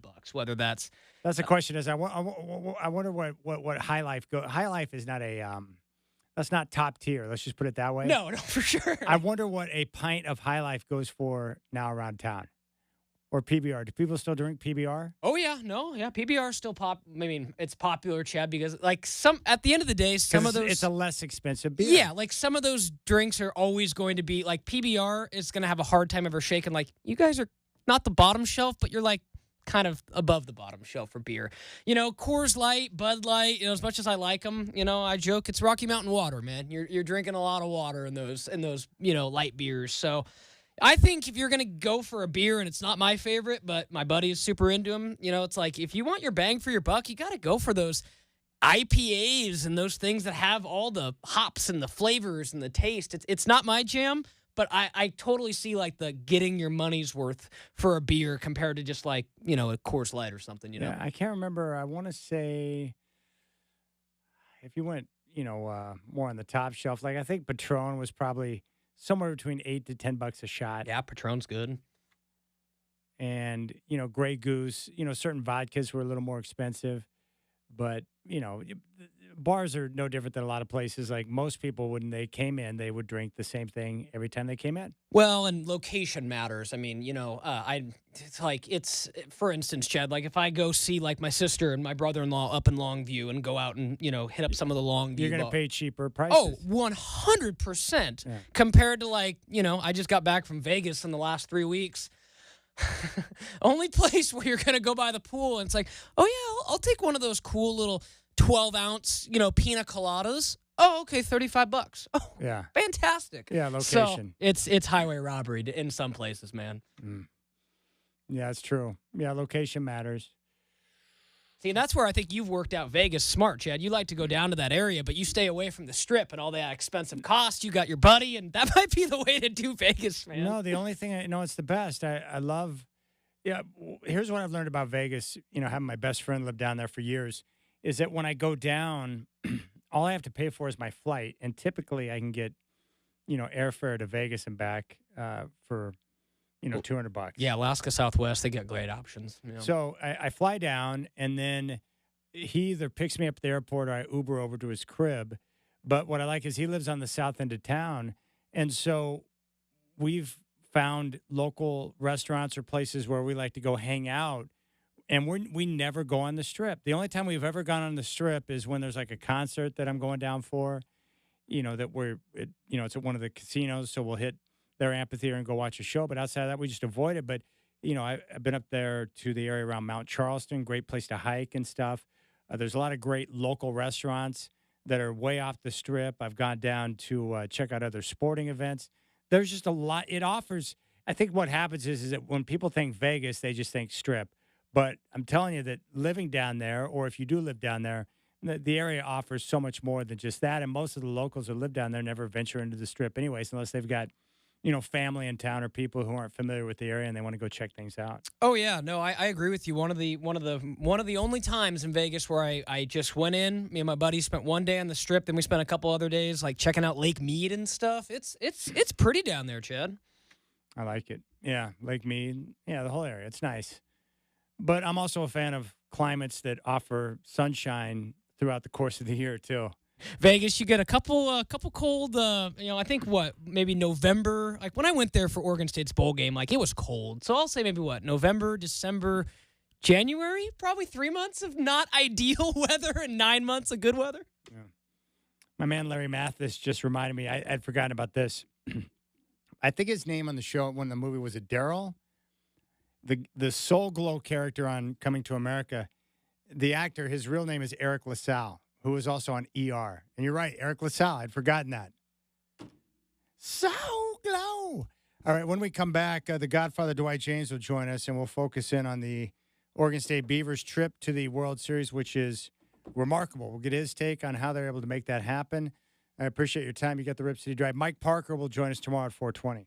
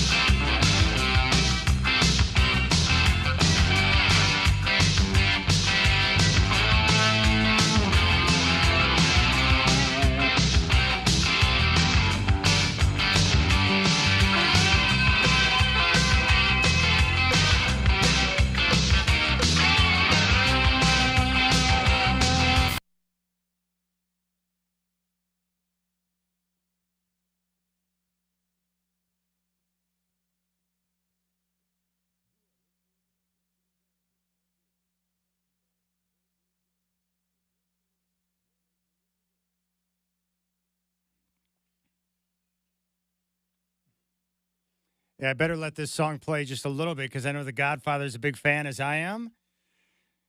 And he's back on the show, The Godfather, Dwight James. Hey, Godfather, I just got the confirmation. It looks like your wife and I are going to be in for another golf tournament coming up in a couple of weeks. I'm excited about it. Yeah, she got confirmed today. I haven't talked to her. Good. You guys are in there, huh? Yeah, I just got the email like 5 minutes ago, and I had texted her earlier, and she said she was waiting confirmation, but I think we're in. We're good to go. Yeah, I don't know if she's allowed to cross state lines to play golf, but we'll find out, I guess. Well, I just read your piece that you put out on the Oregon State Beavers baseball program that you had on Substack, and I wanted to ask you, how improbable was this run to the College World Series this year based on the fact that they got kicked to the curb by their conference? They had to piece together a schedule, and yet they find a way back to Omaha. What's your take on that? Well, Chad, it's even more amazing really now looking back at it because this is the last 2 weeks have been the best they've played all year. I had my doubts toward the end of the season if they were going to pull this off. I thought at the beginning of the season they had a talented enough team, but some of the guys that they would depend on have not had big years. Now, once the postseason began, everybody has played really well, and they've even had better pitching than they got in the regular season. So, they searched all year for basically one more starting pitcher and then a closer. And they still, I'm not so sure they found either one, but there they are headed for Omaha. And it's been quite a run for them. And it's wonderful for the school because I know how important it is to Oregon State alums and people, boosters who give the programs money and all. Baseball is really the sport they're hanging their hat on right now, and I don't blame them. This is a one sport, too. They didn't go and play in any conference, or they went totally independent, and that was a big gamble, I thought. They only played 20 home games during the season. They had to play on the road because no good teams really want to come to Corvallis and play. They know what's in store for them there. So it was a tough schedule, and I'm glad that they've pull this off. It's great for the state of Oregon. Brendan was telling me that there are a few people, boosters, people that support the program, that they actually love contributing to the baseball program, the team, because they're a proven winner. They actually go out and produce and get wins, and they've won national championships. What do you know about the inner workings of the people that want to support the baseball program because of their success? Well, they've got a really loyal core of baseball boosters who have really been responsible for a lot of the improvements that have gone on at Goss Field, and I think that's great. They see success and they want to be a part of it, and that sport has given back, I think, to the boosters more than any other sport at Oregon State. Just in terms of success, when you give your money, you'd like to get some payback. You'd like to see that it's making a difference, and I think of all their programs. And women's basketball has done well in that regard overall, too. But the baseball program has been special. I mean, you're talking about 3 national championships in 2 decades. Now, you name me any athletic program they have and tell me, is there any other program on campus in Corvallis that's going to win 3 national championships in the next 100 years? I mean, I don't see it. I mean, the odds are so against them given the conference that they're going to be playing in a year or so, and just the support they get athletically from donors and all, and even their facilities. It's going to be very difficult for them. We're talking to the Godfather, Dwight James. The Oregon State Beavers are headed back to Omaha. They'll take on Louisville 4 o'clock on Friday as they get ready to make their run. Just based on what you know, how do you think they're what are their chances now to get to the championship round? Well, I think they got a good draw. They don't have to face one of the premier teams. There's, Arkansas and who's the other team? There's 2 favorites, and they don't have to face either one of them in their side of the bracket. This is played kind of differently. There's 4 teams on each side of the bracket, and they're played really the same way as the regionals are. 4 teams, double elimination tournament, then the winners of the 2 brackets meet in a best of 3. And I like the format. I think it's great. It really does create good fan interest on television and sets up some really dramatic moments, I think. I think they've got a shot, Chad. It kind of comes down to, they either have to hit really well and keep hitting a lot of home runs, or they got to get great pitching. Otherwise, the dynamic that they're using just doesn't work. It's like a basketball team. If you don't score a lot of points, you better play good defense. And it's really the same way in all sports, I guess. And I've been so impressed with both sides of the ball, the way they played. But I think you read it today, Chad. I think so much of their baseball program that I do think they have to look out for it, and they have to make sure they do what they can to keep it among the premier programs in the country, because this is really the base of the whole athletic department right now. This is the pride and joy of the boosters, the students, and everyone else. There's just no other sport that they're even close to national championship. But you could say right now they're on the doorstep of a national championship. They've done it before. We know they can do it. 8 teams there. Who knows what's going to happen? I'm not predicting it. But they're a lot closer than any other program is in Corvallis at competing for a national title. Now, I'm not saying take all the NIL money away from football and basketball. Of course not. But I just want to make sure that they can compete. Chad, there's one high school baseball player in Oregon who's going to go in the first round. He's been offered $1 million a year by Tennessee. There's another one that's going to go late in the first round. It's my understanding he's getting at least $100,000 a year from the school he's committed to in the SEC. So, and they've just lost a player, a junior college player they were after, because he's going to Mississippi. He's from Seattle. He's going to Mississippi, which is paying him $100,000 a year. Well, those are numbers that I don't think right now, as it stands, they can compete with. Well, if you want to stay on top, there's really, it's just like football. You got to spend the money nowadays. And even though they're changing it, there's going to be a cap on NIL. That's why I say make sure you look out for baseball with that. Give them their fair share based on the success they're having. Now, when the other programs have that kind of success, well, then we'll look after them too. But for right now, I think it's very important. It's a big part of the athletic legacy of Oregon State University. Is there anything wrong with just admitting, hey, we're a baseball school? That's what we do best. Yeah, I think you've hit the nail on the head, Chad. I think it's absolutely a good thing, and I think you can hang your hat on that. And when you see Texas Tech going out on a limb and giving a softball pitcher $1 million a year, well, you can say, why not us? Why not baseball? Why can't you do the same thing here in baseball? Now, obviously, Texas Tech's got a lot of money to throw around. They got a lot of oil money down there. But still, like I say, try your best to take care of baseball. This is your sport right now.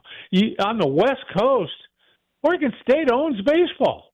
They do. In spite of all the amenities so many other colleges have, it's still Oregon State's sport in the Western United States, really. We're talking to the Godfather, Dwight James. I think the other team you may have been looking for there when you mentioned Arkansas, is it LSU? Is that the other team that's fierce? Yeah. They're both they're real strong programs traditionally, and I would like to see Oregon State and Arkansas in the finals and look for a repeat performance of 2018. That would be kind of nice. Hey, how great was that comeback on Friday? Oh, it was a bit unbelievable. And, Chad, it was, the hitters at the bottom of the order came through with big hits, and you get pinch hitters coming off the bench who their batting averages didn't measure up, and you got guys who came through with big hits who are lugging a sub-300 batting average up to the plate, and that's really special, and it was a great clutch performance. And then to go ahead and win it in the 10th and get good relief pitching throughout, that was quite a game. I really enjoyed watching it. Baseball, when it's played like that, is terrific. And I would say to people, look, if you like baseball, you're an Oregon State fan, do what you can to get to Omaha. I've been there. It is a show unlike any other. So many big-time players there. You'll see so many top-round, first-round, second-round draft picks playing there. It's really unbelievable. And I say if you can go and support your team, or if you just want to go and see what it's all about, that College World Series in Omaha is a great bet. You know, Kerry told me that that's his favorite event of all the different events he's covered, and you've covered everything. I mean, where does Omaha rank on the different sporting events you've covered?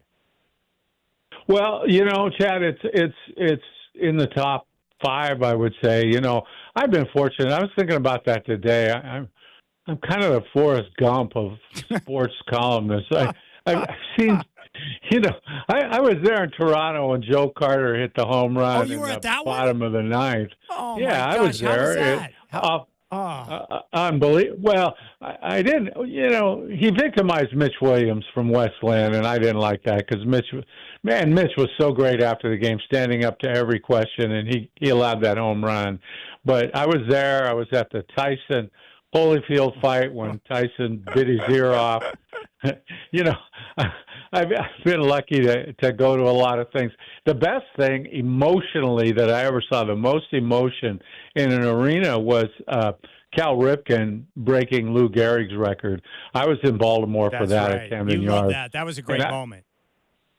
Chad, I've never seen tears in the press box before, and there were there. It was such an emotional moment that just went on and on and on with a standing ovation, him doing the lap around the outfield, you know, and a guy being celebrated for showing up for work for years and years and years and years, just showing up, bringing the lunch bucket and showing up for work, something that probably every fan could identify with, and a heck of a player, and he hit a home run in the game.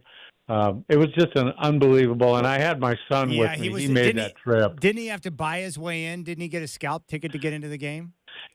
Yeah, you know, there was no way I was going to get a freebie for that game, and so I gave him $100, and he was in high school. I said, stand around outside, see if you can get a scalp ticket, and that was the time where $100 was reasonable. You know, nowadays you couldn't buy it for $1,000, but he put his Grateful Dead T-shirt on. And it said on it, it said, I need a miracle. And right before the first pitch, some guy says, hey, you a deadhead? He said, sure am. He said, $100. Will took the money out of his pocket and gave it to the guy. He was in left field about 20 feet from where Ripken's home run landed. And, after the game, I swear. But before that, the most exciting thing was him running up to the press box, which is kind of low, almost like last row of the seats behind home play. Came running up there, waved at me, and said, I got in. And I was so excited that he got in. I hated to think about him having to go back to the hotel and watching it on TV. But he got in, and then I'm telling you, I'll be honest, after the game, we were in the hotel room, both of us just sobbing at what we saw while we watched the replay of it. It was just so emotional, and I can't really explain that, but it was something I'll remember forever. I love that story. Wasn't there another one where you were up in Seattle and he was in a place where he wasn't supposed to be? Was that your son? Yeah. Harold Reynolds was really nice to my son. Harold I had known from, you know, he's an Oregonian, and then he played in the Coast League. I got to know him when he was in the PCL pretty well, and I would go up to Seattle and always talk to him. And he said, "You got any kids playing ball?" I said, "Yeah, my son's a pretty good high school baseball player." And he said, "Well, bring him up." So I bring him up. And so he didn't have a ticket. Harold said, just bring him by the clubhouse. So I bring him in the clubhouse. They get him in the clubhouse and put a uniform on him, and he goes out and takes infield with the Mariners. Oh, my. And Chad, this is before cell phones. You didn't have a camera on. If I would have had a camera, I'd have videotaped the whole thing and taken stills and everything. So, and he's out there, and he's looking pretty good, and it was, you know, the thrill of a lifetime for him. But, you know, the thing was, he didn't have a ticket to get into the game. So Harold said, just go stand in the photographer's box, and it was at the end of the dugout, you know. So he's going down there, and he's right there in field level, right next to the dugout, having the time of his life. And some security guard comes by and says, hey, fella, where's your photo pass? Oh, well, I don't have it. So the guy gets on the phone. Of course, my son blows the whistle on me. Well, my dad's a sports writer. He's up in the press box right now. So The great PR guy for the Mariners in those days tapped me on the shoulder and he said, "Hey, is your son down there in the photo well?" I said, "Yeah." "Is he in trouble?" He goes, "Well, he's not in trouble, but he's not supposed to be there." So they somehow got him a seat and put him in a seat somewhere. But yeah, that was. But the big thing with the Mariners, Chad, was like that '95 season when they played the Yanks in the playoffs, and it was the fifth game of the best of five, and they made the big comeback, and they brought Randy Johnson in from the bullpen. Yeah. And it's like a day after he pitched, he's throwing 100 miles an hour, you know. And it was just the place. I've never been in a building that loud. I mean, you know, that thing was all cement, so the noise didn't escape. It was like being inside a cement mixer. But that was quite a thing, too. The Mariners, of course, ended up winning it on Edgar's double and Griffey's slide to home plate. It was an unbelievable ending, and that was quite a ride by the Mariners that year. Did you have any doubt when Edgar came to the plate that he wasn't going to come through? I kind of thought he would, but you know me, Chad. I'm a cynic. You know, I'm riddled with doubts all the time. So I'm never sure of anything. Yes, you know that. That's good. I'm never sure of anything. Ask me anything. It's like, well, maybe. I don't know. You used to get mad at me for not picking a winner, and it's like, well, yeah, they should win, but you know, who knows? Yeah. And the who knows has probably been right as often as I have. So. I don't know. It was quite a thing to be there for, you know. And I was actually, when he hit that double, I was right next to the field level entrance to the clubhouse. A bunch of the writers go down early, so we're there for the news conference. So I was probably 60 feet from home plate when he slid in, and it was quite a deal to be that close and see the emotion. You know, baseball players are like little kids. You know, they go back to Little League when they win something like that. Oh, yeah. There's a lot of jumping around, and it's a lot of fun. I wanted to ask you this because Miranda was texting me the other day, asking me about baseball and if there were any records that I didn't want to see broken that have been set. And I came up with two in my mind. Like, I love Joe DiMaggio with 56 straight games with a hit. Like, I never want to see that record come down because of Joe DiMaggio. But also, as you know, I love Nolan Ryan, and I know you're a big fan. He's got 7 no-hitters. I don't want anyone to get more than 7 no-hitters because I just want that to belong to Nolan for the rest of my life. Is there any records that you don't want to see broken that have been set in baseball? Well, first of all, Chad, no way those two are going to get broken because, first of all, nobody throws a complete game anymore, so a no-hitter is kind of out of the question. That's true. And second of all, everybody strikes out too much to get a real long hitting streak going. Yeah. I just don't see that. I think it's going to be really hard to catch Pete Rose's record for the career number of hits. I think, Barry Bonds for total number of home runs is going to be hard too. And, his season record for home runs is going to be real hard. And then all the batting average records. Even, Ted Williams doesn't hold the highest batting average record, but he hit 406. And nobody's going to get over 400 anymore. I don't think, because nobody cares about batting average much anymore. Yeah, the only guy that I ever thought had a chance to match the season that Williams put together was Tony Gwynn, and he couldn't even get to 400. Yeah, he had one chance where he got pretty close, and George Brett was a guy who I always felt kind of had a shot. Rod Carew. I think nowadays you probably have to run pretty well. You're going to need a lot of infield hits. You're going to need to beat a lot. And then, you know what really helps, and this helped Ted Williams a lot, you got to walk a lot because, they don't use at-bats to figure out eligibility. It's plate appearances. So if you walk 150 times in a season, you don't need to get as many hits. Yeah. And that counts for you. So that would probably help a guy too. But those things aren't going to be touched the way the game is played now, I think. And I wanted to ask you real quick about, Detroit's looking really good right now, but what's your take on this Ace Skubal? Oh, man. Because he looks nasty, Godfather. He does. Yeah. It's interesting, too. He's another one of those guys where I'm thinking, Tommy John surgery at some point? You just don't throw that hard. It's just not, those ligaments aren't meant to stand up to something like that. But he's been fine so far, and I don't want to jinx him or anything like that. He ended a game the other day in the ninth inning throwing 103. I mean, that doesn't even seem physically possible. And it's I don't even know what to say about it, but he's terrific, and they got a great club, and I'm kind of happy. Detroit's a good baseball town, and it's nice to see them have a good team again. They had some stinker seasons, and I'm happy that they're back on top again. All right, the Godfather, Dwight James. How about that 20-plus minutes all baseball? That doesn't suck. No. Wow. Chad, I think I'm converting you. I think that's great. Well, I'll tell you what. I've never watched more college softball or baseball than I have this year, and I've enjoyed it thoroughly. The college baseball product is really good, very watchable. It is. It's very watchable. They just need to shorten the games. My gosh, their games take forever. What was that one last night, like 4 hours, for crying out loud? Oh, yeah. It's getting me in trouble at home. My poor wife has to sit there all evening while I watch these games that last forever. And and we got 3 televisions, but, she doesn't want to go watch something, so we sit there and watch it. But,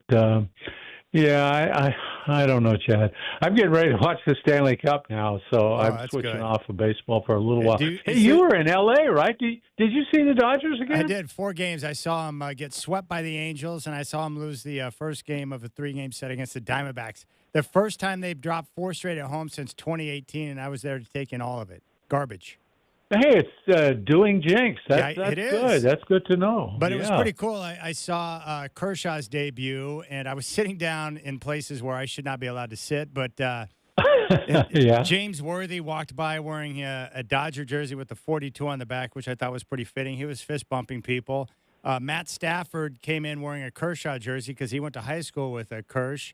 And then I saw Billie Jean King. So it was like one big party there at Dodger Stadium. It's that stadium, even if the Dodgers are stinking up the joint, it's a great stadium. But also, I'll tell you what, just like when you're playing golf with somebody and the ball comes off their club a little differently, when Ohtani hits the ball, when he hits a home run, it comes off his bat differently. I can tell you that much. He's a freak. He's a freak. Yeah, let me ask you this. Do you think he's a steroid user?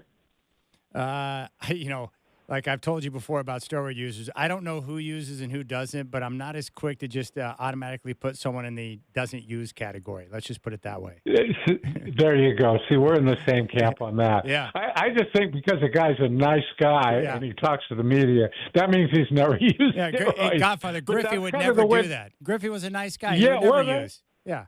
Exactly, and Aaron Judge, same way. What a good guy. He's captain of the Yankees. He would never use steroids.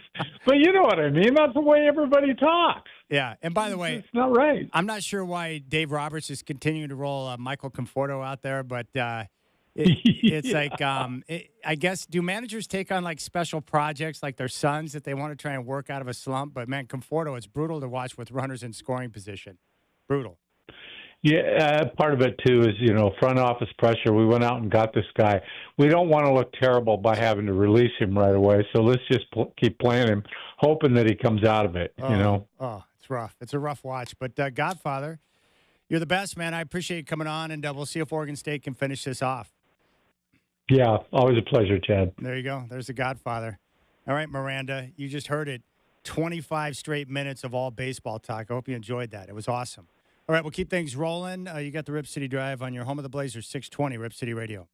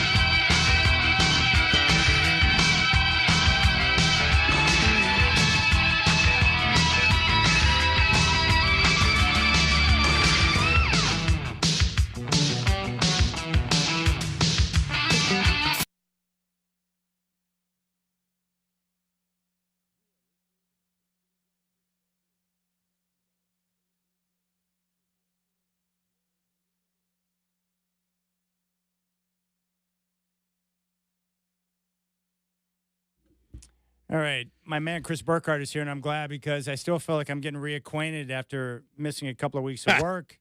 It's good to see you, my friend. It's always good to be here. And you can thank me later, but I was preparing you for the drama that's going to enter your life here in a few years with 3 daughters. Oh gosh, it's going to Oh, be my relentless. gosh. It's going to be.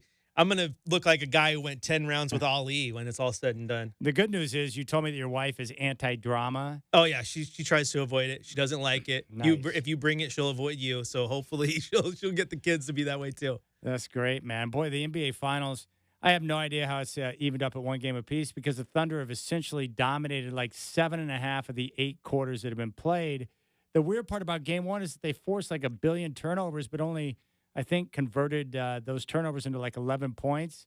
Outside of that, they've been on top of things. Hey, it's that playoff defense, man. They get the hands up here, get to check them a little bit. They let them play.